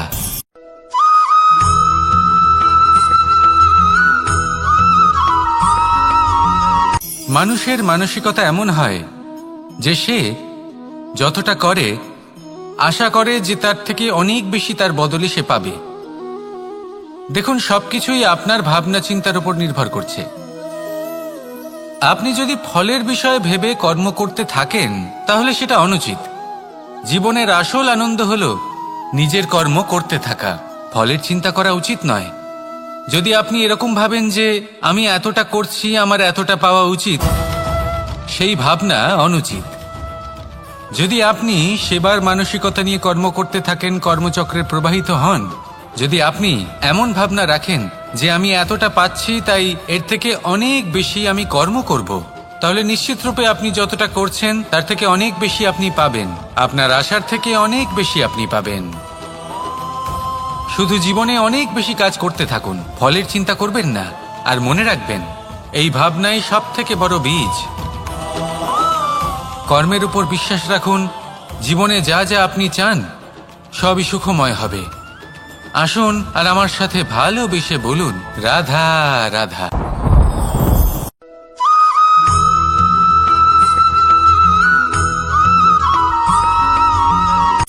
সূচের শেষে একটি ছিদ্র থাকে, যার দ্বারা আমরা এই সুতো পরাতে পারি। আর তারপর সূচের সাহায্যে এই সুতো দিয়ে বস্ত্র সেলাই করা যায়, কিন্তু যদি সুতোটা সোজা করে ধরা না হয় তাহলে সূচে কখনো এই সুতো পরানোই সম্ভব নয়। যদি এতে কোনো গিঁট পড়ে তখন তা কখনোই এই ছিদ্র দ্বারা প্রবেশ করা সম্ভব নয়। ঠিক এইভাবেই যদি আপনি কারোর জীবনে প্রবেশ করতে চান, কারোর অন্তরে প্রবেশ করতে চান, তাহলে আপনাকেও সহজ থাকতে হবে। এতে কোনো গিঁট থাকলে চলবে না, অর্থাৎ মনে যাতে কোনো মালিন্য না থাকে, যেন কোনো কুচিন্তা না থাকে। যদি এসব থাকে তাহলে আপনি কখনো কারোর জীবনে প্রবেশ করতে পারবেন না। আর যদি কোনোভাবে আপনি প্রবেশ করেও যান তাহলে তার মনে ঘর করতে পারবেন না। নিজেকে এই সুতোর মতন করে তুলুন, সহজ। মনে যেন কোনো কুচিন্তা না থাকে, সবার প্রতি যেন সদ্ভাবনা থাকে, শুভ চিন্তা থাকে। এমনটা করতে থাকুন। এমন একটা দিন আসবে যেদিন এই সমস্ত সংসারের ব্যক্তির মনে আপনি বাস করবেন, আর তখন এই মন প্রসন্ন হয়ে বলবে, রাধা রাধা।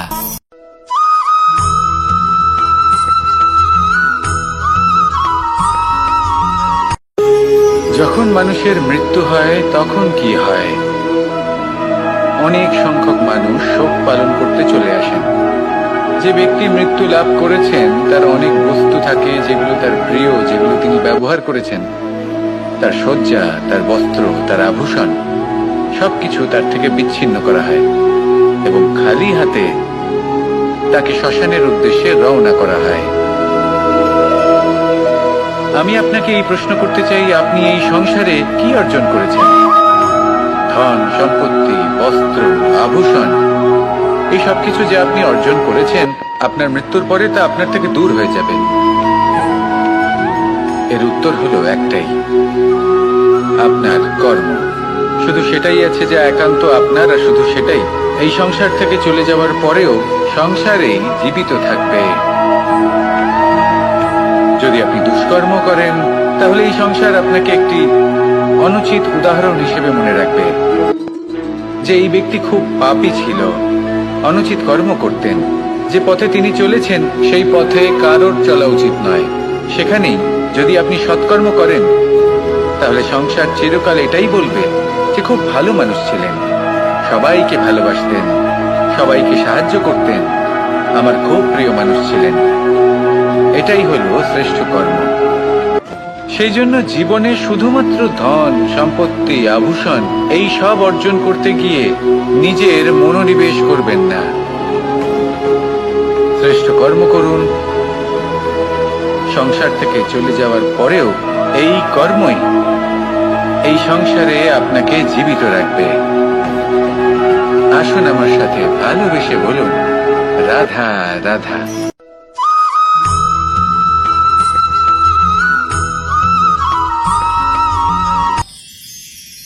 মানুষ তার জীবনে দুই ধরনের পরিস্থিতিকে খুব ভয় পায়। এক, কোনো কারণবশত কারোর সামনে নত হওয়া। দুই, কোনো কারণে নিজের চরিত্র থেকে, নিজের মূল্যবোধ থেকে বিচ্যুত হওয়া। এবার কেন হয় এরকম যে কথায় কথায় কারোর সামনে নত হতে হয়? কেন বারংবার নিজের চরিত্র থেকে চ্যুত হতে হয়? এরকম কেন হয়? এটা তখনই হয় যখন আমাদের শিক্ষা এবং মূল্যবোধের অভাব থাকে। যদি মানুষের মধ্যে প্রকৃত শিক্ষা থাকে তাহলে এই সংসারে কোনো সময় এবং কারোর সামনেই নত হওয়ার কোনো প্রয়োজন নেই। যদি মানুষের মধ্যে মূল্যবোধ থাকে তাহলে তাকে নিজের মূল্যবোধ বা চরিত্র থেকে বিচ্যুত হতে হয় না, তা সে যাই হয়ে যাক না কেন। কোনো বালককে যদি জন্ম থেকেই সুশিক্ষার অধিকারী করা হয়, শিক্ষিত করা হয়, মূল্যবোধের অধিকারী করা হয়, তবে সে এই সংসারে এমন কর্ম করবে যাতে সে নিজেকে, নিজের পরিবারকে, সমগ্র সমাজকে গর্বিত করতে পারে। শিক্ষা লাভ করুন, মূল্যবোধ লাভ করুন এবং আমার সাথে ভালোবেসে বলুন, রাধা রাধা।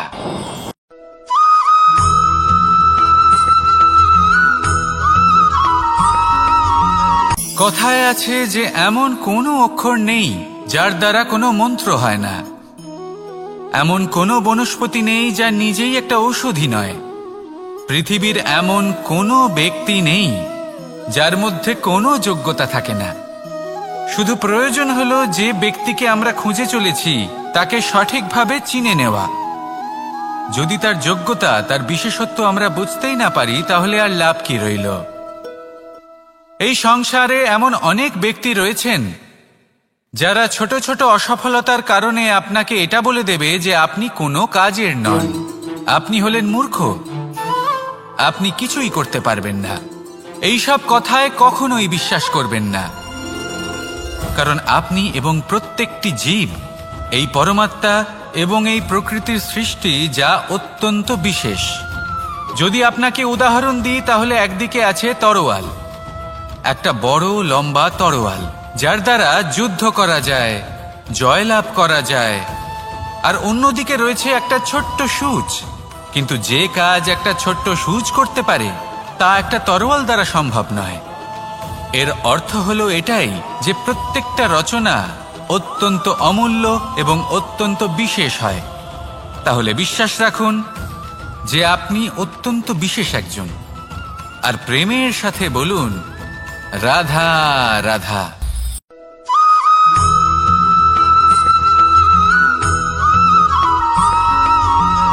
এই সংসারে কোনো বস্তু হোক বা ব্যক্তি হোক, তার একার গুরুত্ব কিন্তু খুব বেশি নয়।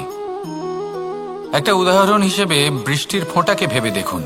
যদি একটি বৃষ্টির ফোঁটা হয় তাহলে তার খুব বেশি গুরুত্ব থাকে না, কিন্তু যখন সহস্র বৃষ্টির ফোঁটা মেঘের মধ্যে দিয়ে ঝরে পড়ে তখন সেটা বর্ষার রূপ ধারণ করে। সেই বর্ষা যা এই প্রকৃতিকে শান্ত করে। সেইভাবেই পাথরের ছোট টুকরো, তার খুব বেশি গুরুত্ব থাকে না, কিন্তু যখন অসংখ্য পাথরের টুকরো একত্রিত হয় তখন তা পর্বতের আকার ধারণ করে। সেইভাবেই কিছু মানুষ যখন একত্রিত হন তখন তৈরি হয় পরিবার, কিছু পরিবার যখন একত্রিত হয় তখন তৈরি হয় সমাজ, যখন অনেক সংখ্যক সমাজ একত্রিত হয় তখন তৈরি হয় রাজ্য। এবার এই রাজ্যের সবথেকে গুরুত্বপূর্ণ ব্যক্তি হতে পারেন রাজা, কিন্তু তাও সেই রাজা একা কিছু করতে পারেন না। যুদ্ধ লড়ার সময় তারও নিজের সৈন্যদলকে প্রয়োজন পড়ে। কিন্তু এই সংসারে এমন একজন ব্যক্তি আছেন যিনি একাই সব কাজ করতে থাকেন, এবং সেই ব্যক্তি হলেন মা। আমাদের জীবনে একজন পিতার ভূমিকা কিন্তু নিঃসন্দেহে অমূল্য, কিন্তু আমাদের সকলের জীবনে যে ভূমিকা একজন মায়ের তা অন্য কারোর থাকে না। একজন মা একাই সন্তানকে বড় করতে পারেন, সংস্কারী করে তুলতে পারেন, তার জন্য পরিশ্রম করেন। আর এত কিছু কাজ করার পরেও তার কাজের জন্য তিনি প্রশংসা অবশ্য পান না। উল্টে যদি সেই সন্তান অনুচিত পথে চালিত হয়, অনুচিত কর্ম করে, তখন সেই মাকেই অপবাদের পাত্র হয়ে উঠতে হয়। আমাদের জীবনে মায়ের যোগদান কতটা সেটা বুঝুন। আপনাকে বড় করে তোলার জন্য উনি কতটা পরিশ্রম করেছেন সেটা বুঝুন। আজ থেকে, এখন থেকে, এই মুহূর্ত থেকে মাকে সম্মান করতে শিখুন। যখন সময় পাবেন, যখন সুযোগ হবে, তখন তার প্রশংসা করুন, ওনারও ভালো লাগবে। আর মায়ের এই মমতার জন্য, তার এই ভূমিকার জন্য আসুন সবাই মিলে আমরা তাকে প্রণাম করি, আর সকলে মিলে ভালোবেসে বলি রাধা রাধা।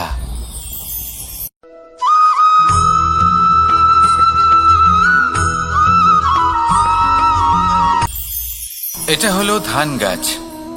এর থেকে যে চাল উৎপন্ন হয় তা মানুষ গ্রহণ করেন। আর এটা কি? এ হলো জংলি ঘাস। একবার ভেবে দেখুন, যদি এই জংলি ঘাস ধান গাছের আশেপাশে থাকে তাহলে কি হবে? ধান উৎপন্ন হতে পারবে? তা উৎকৃষ্ট হতে পারবে? আমরা কি তা গ্রহণ করতে পারবো? কখনোই নয়। এই জংলি ঘাস ধানকে নষ্ট করে দেবে, কিন্তু নিজে জীবিত থাকবে। এটাই হলো আজকের শিক্ষা। এই সংসারে যদি আপনি নীতির পথে চলতে চান, উচিত কর্ম করতে চান, সংসারকে সেবা করতে চান, তাহলে জংলি ঘাসের মতো ব্যক্তিদের থেকে সবসময় দূরে থাকতে হবে। সেই ব্যক্তি যারা দুর্নীতি এবং মিথ্যা দ্বারা পরিপূর্ণ, যাদের ব্যবহার অশুভ, যাদের অনেক অশুভ গুণ রয়েছে, তারা সঠিক নয়। সেই সকল ব্যক্তি যাদের চরিত্র অত্যন্ত দুষ্ট হয়, তারা হয় শুভ চরিত্রের ব্যক্তিকে একদম নষ্ট করে দেয়, নয় নিজের মতো বানিয়ে তোলে। তাই যদি আপনি নীতির পথে চলতে চান, এই সংসারের জন্য শুভ কর্ম করতে চান, তাহলে সেই সঙ্গ লাভ করুন যে সঙ্গ জ্ঞানে পরিপূর্ণ, যাদের মধ্যে অনেক গুণ আছে, যাদের থেকে প্রতিদিন কিছু শিখতে পারবেন। এমন ব্যক্তির সাথে জীবন অতিবাহিত করুন, দুরাচারীদের থেকে দূরে থাকুন। তবেই এই মন প্রসন্ন হয়ে বলবে, রাধা রাধা।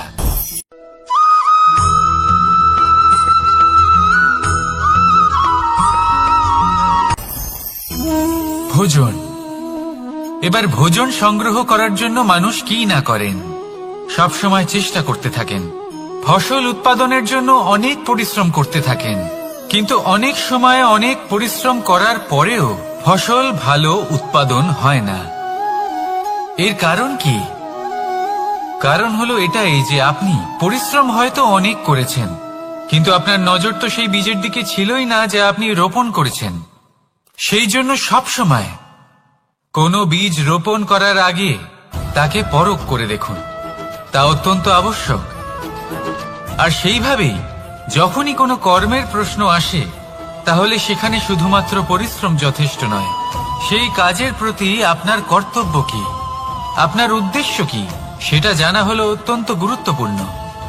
তাই কর্ম করুন, কিন্তু সেই কর্মের প্রতি আপনার যা উদ্দেশ্য তার মাহাত্ম্য বুঝতে চেষ্টা করুন।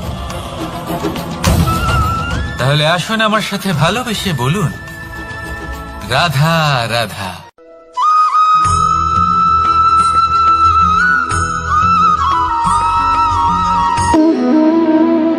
সম্পর্ক হলো আমাদের জীবনের একটি আধার। কিছু সম্পর্ক এমন যা আমরা জন্মসূত্রে লাভ করি, যেমন পরিবার, মা, বাবা। কিছু সম্পর্ক আছে যা আমরা জীবনে অর্জন করে থাকি, তা সে প্রেমের হোক, স্নেহের হোক বা বন্ধুত্বের। এই সকল সম্পর্ক লাভ করার বা গড়ে তোলার 5টি ধাপ রয়েছে। প্রথম ধাপ, কোনো ব্যক্তির সাথে আলাপ হওয়া, তার সাথে কথা বলা বা তাকে দেখা। দ্বিতীয় ধাপ, সে ব্যক্তিকে আমাদের ভালো লাগা। তৃতীয় ধাপ, আমাদের এটা চাইতে শুরু করা যে জীবনে এই ব্যক্তি যেন আমাদের বন্ধু হন, আমাদের জীবনে থাকেন, বা আমাদের কাউকে ভালোবেসে ফেলা। আর এটা আমাদের ভাবা বা চাওয়া যে সেই ব্যক্তি যেন আজীবন আমার সাথে থাকেন, আমার জীবনে আমার সাথী হয়ে। চতুর্থ ধাপ, লাভ করা। এবার এই ধাপটি অনেক মানুষের পক্ষেই খুবই সরল হয়, বড়ই সরল ভাবে নিজেদের সঙ্গীকে লাভ করে থাকেন। কিছু মানুষের জন্য এই ধাপ অত্যন্ত কঠিন হয়ে থাকে। অনেক প্রতিকূল পরিস্থিতির উপর জয়লাভ করে তারা সঙ্গীকে লাভ করেন, কিন্তু লাভ অবশ্যই করেন।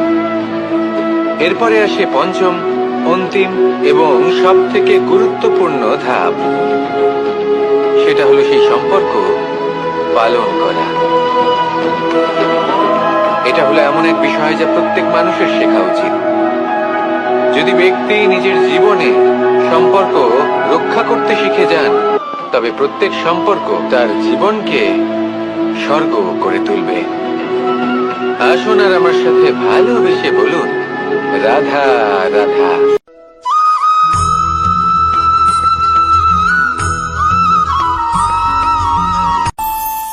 আমাদের মনে যখন কোনো প্রশ্ন ওঠে, কোনো দ্বন্দ্ব জাগে, তখন আমরা যাই আমাদের গুরুর কাছে, আমাদের আরাধ্যের কাছে গিয়ে জিজ্ঞেস করি। এইভাবেই একদিন আমি পৌঁছলাম আমার আরাধ্যের কাছে, আমার মহাদেবের কাছে, আর ওনাকে প্রশ্ন করলাম যে মহাদেব, জীবনে আনন্দ পাওয়ার, উৎসব পালনের, প্রেম ভাগ করে নেবার, জীবনকে উপভোগ করে নেওয়ার সর্বশ্রেষ্ঠ সময় কোনটা? মহাদেব হাসলেন আর উনি বললেন, জীবনে উৎসব পালনের সব থেকে শ্রেষ্ঠ দিন হল মৃত্যুর ঠিক আগের দিনটা। প্রেম ভাগ করে নেওয়ার সব থেকে শ্রেষ্ঠ মুহূর্ত হল মৃত্যুর ঠিক আগের মুহূর্ত।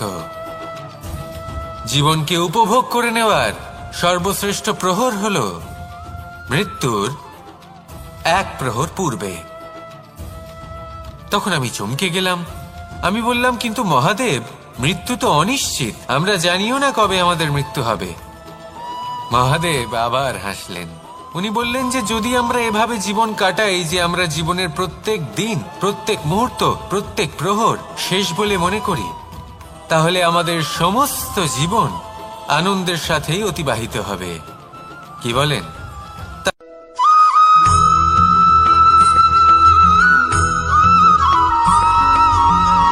এই সংসারে কোনো বস্তু হোক বা ব্যক্তি হোক, তার একার গুরুত্ব কিন্তু খুব বেশি নয়। একটা উদাহরণ হিসেবে বৃষ্টির ফোঁটাকে ভেবে দেখুন। যদি একটি বৃষ্টির ফোঁটা হয় তাহলে তার খুব বেশি গুরুত্ব থাকে না, কিন্তু যখন সহস্র বৃষ্টির ফোঁটা মেঘের মধ্যে দিয়ে ঝরে পড়ে, তখন সেটা বর্ষার রূপ ধারণ করে। সেই বর্ষা যা এই প্রকৃতিকে শান্ত করে। সেইভাবেই পাথরের ছোট টুকরো, তার খুব বেশি গুরুত্ব থাকে না, কিন্তু যখন অসংখ্য পাথরের টুকরো একত্রিত হয় তখন তা পর্বতের আকার ধারণ করে। সেইভাবেই কিছু মানুষ যখন একত্রিত হন তখন তৈরি হয় পরিবার, কিছু পরিবার যখন একত্রিত হয় তখন তৈরি হয় সমাজ, যখন অনেক সংখ্যক সমাজ একত্রিত হয় তখন তৈরি হয় রাজ্য। এবার এই রাজ্যের সবথেকে গুরুত্বপূর্ণ ব্যক্তি হতে পারেন রাজা, কিন্তু তাও সেই রাজা একা কিছু করতে পারেন না। যুদ্ধ লড়ার সময় তারও নিজের সৈন্যদলকে প্রয়োজন পড়ে। কিন্তু এই সংসারে এমন একজন ব্যক্তি আছেন যিনি একাই সব কাজ করতে থাকেন, এবং সেই ব্যক্তি হলেন মা। আমাদের জীবনে একজন পিতার ভূমিকা কিন্তু নিঃসন্দেহে অমূল্য, কিন্তু আমাদের সকলের জীবনে যে ভূমিকা একজন মায়ের তা অন্য কারোর থাকে না। একজন মা একাই সন্তানকে বড় করতে পারেন, সংস্কারী করে তুলতে পারেন, তার জন্য পরিশ্রম করেন।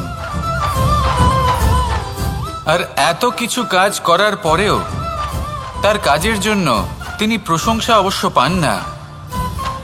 উল্টে যদি সেই সন্তান অনুচিত পথে চালিত হয়, অনুচিত কর্ম করে, তখন সেই মাকেই অপবাদের পাত্র হয়ে উঠতে হয়। আমাদের জীবনে মায়ের যোগদান কতটা সেটা বুঝুন। আপনাকে বড় করে তোলার জন্য উনি কতটা পরিশ্রম করেছেন সেটা বুঝুন। আজ থেকে, এখন থেকে, এই মুহূর্ত থেকে মাকে সম্মান করতে শিখুন। যখন সময় পাবেন, যখন সুযোগ হবে, তখন তার প্রশংসা করুন, ওনারও ভালো লাগবে। আর মায়ের এই মমতার জন্য, তার এই ভূমিকার জন্য আসুন সবাই মিলে আমরা তাকে প্রণাম করি, আর সকলে মিলে ভালোবেসে বলি, রাধা রাধা।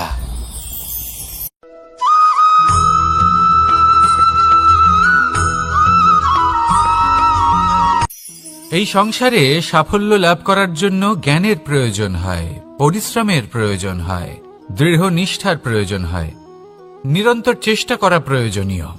কিন্তু আরো কিছু আছে যা অত্যন্ত প্রয়োজনীয় এবং গুরুত্বপূর্ণ। তা হলো ভালো বন্ধু। তাদের থাকা অত্যন্ত প্রয়োজনীয়। যদি ভালো বন্ধু থাকে তাহলে সময় এলে তারা ঢাল হয়ে আপনাকে সুরক্ষা করবেন।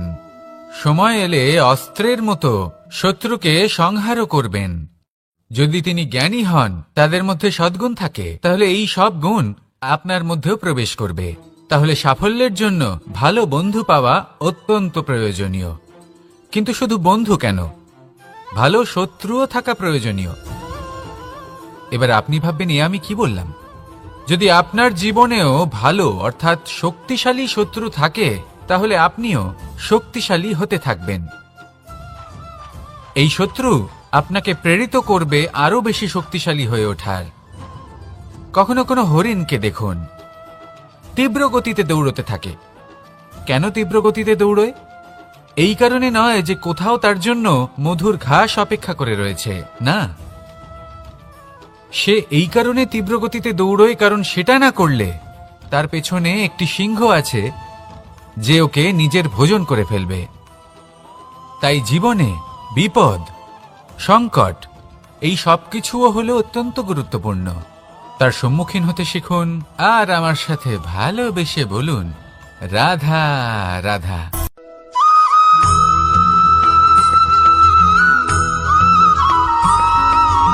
কথায় আছে, প্রত্যেক পুত্র তার পিতার প্রতিচ্ছবি হয়, আর সমস্ত প্রতিচ্ছবি চায় যেন সে তার অস্তিত্ব প্রাপ্ত করতে পারে। পুত্র চায় সে যেন তার পিতার মতো হয়, বা কখনো কখনো তার থেকেও শ্রেষ্ঠ হয়। সেটা কোনো অনুচিত ব্যাপার নয়। অনুচিত তখন হয় যখন পুত্র নিজের পিতার মতো হবার স্বপ্ন পূরণ করতে গিয়ে বা তার থেকেও শ্রেষ্ঠ হওয়ার স্বপ্ন পূরণে অনুচিত পথের আশ্রয় নেয়। কারণ তারপরে সে তার পিতার গুণগুলি আত্মসাৎ করতে চায় না। সে শুধুই এটা চায় যে সংসারের চোখে যেন আমি শ্রেষ্ঠ প্রমাণিত হই। এটা অনুচিত। সংসারে এমন অনেক মানুষ আছেন যারা এই কারণে শ্রেষ্ঠ হওয়ার চেষ্টা করেন যাতে তার পরিবারের তার পিতার সম্মান বৃদ্ধি পায়। এমনও মানুষ থাকেন, আর এটাই হলো পার্থক্য উদ্দেশ্যের। মনে রাখবেন, যদি আপনার উদ্দেশ্য শুভ হয় তাহলে পথও শুভ হবে, যদি আপনার উদ্দেশ্য অশুভ হয় তাহলে পথও অশুভ হবে। তাহলে নিজের পিতার মতো হবার চেষ্টা অবশ্যই করুন, তার থেকেও শ্রেষ্ঠ হওয়ার চেষ্টা অবশ্যই করুন, কিন্তু মনে রাখবেন আপনার সংকল্প আর আপনার উদ্দেশ্য এই দুই শুভ হওয়া উচিত। তাহলে আসুন আর আমার সাথে ভালোবেসে বলুন, রাধা রাধা।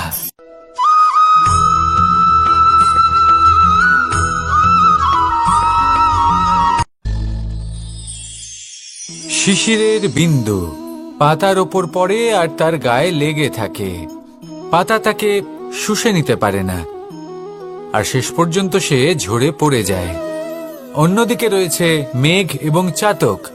এদের মধ্যে অনেক দূরত্ব থাকে।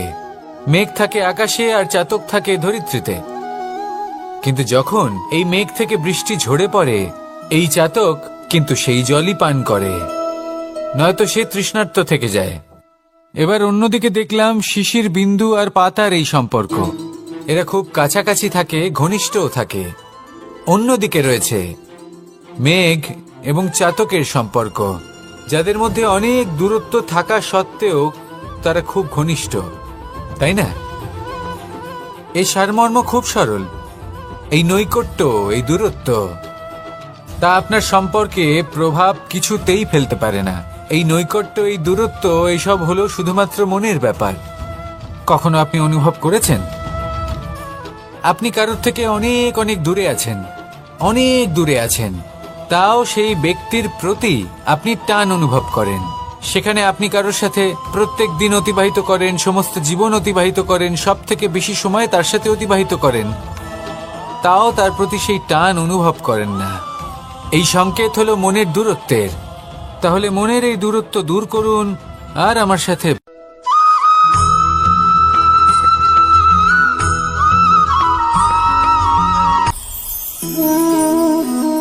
শক্তি এক অত্যন্ত বিচিত্র বস্তু, বা বলতে পারেন অনুভূতি।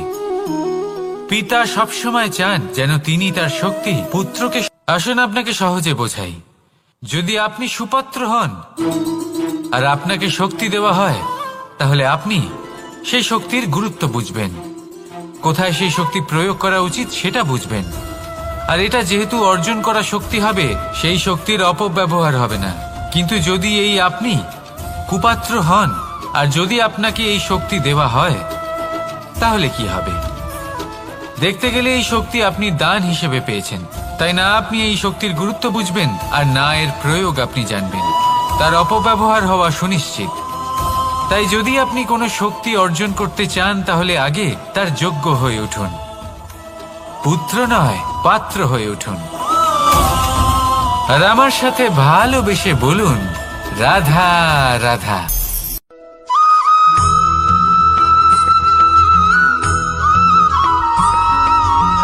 ভালো, শুধু ওনাদের কঠোর ব্যবহার দেখলে আমরা একটু ভয় পেয়ে যাই। এবার ওনাদের এই কঠোর ব্যবহার আমাদের ভালো না লাগলেও অত্যন্ত আবশ্যক, কারণ মাতার থেকে আমরা যে শক্তি লাভ করি তা যেন নিয়ন্ত্রণ হারিয়ে বিধ্বংসী না হয়ে ওঠে। আমরা যেন কোনো কুপথে না চলে যাই। আমরা কখনো যেন দোষ না করে ফেলি, শুধু সেই জন্য পিতা এবং গুরু একটু কঠোর হয়ে ওঠেন, এবং ওনাদের এই কঠোর আচরণ ভবিষ্যতে গিয়ে আমরা অবশ্যই বুঝতে পারি। জীবনে কিছু বছর আমরা এগিয়ে যাই আর তারপর আমরা বুঝতে পারি যে বাবা এবং গুরু আমাদের যথেষ্ট ভালোবাসতেন, কিন্তু ওনাদের ভালোবাসার বহিঃপ্রকাশ আলাদা। প্রয়োজনীয় হলো এটা দেখার, এটা বোঝার যে শুরু থেকে আমাদের প্রতি ওনাদের আচরণ কেমন ছিল। ওনাদের কঠোর হওয়ার পেছনে ওনাদের ভালোবাসাটা বোঝার চেষ্টা করুন, ওনাদের চিন্তাটা বোঝার চেষ্টা করুন, ওনাদের পথপ্রদর্শনের আড়ালে আপনার ভবিষ্যতের জন্য যে পরিকল্পনা ওনারা করেছেন সেটা বোঝার চেষ্টা করুন। তখন আপনারা বুঝতে পারবেন ওনাদের ভালোবাসাকে। আপনার মনের মধ্যে আপনা থেকেই ওনাদের প্রতি সম্মান জেগে উঠবে। নিজের পিতা এবং নিজের গুরু এই দুজনের প্রতি কৃতজ্ঞতা প্রকাশ করুন আর আমার সাথে ভালোবেসে বলুন, রাধা রাধা।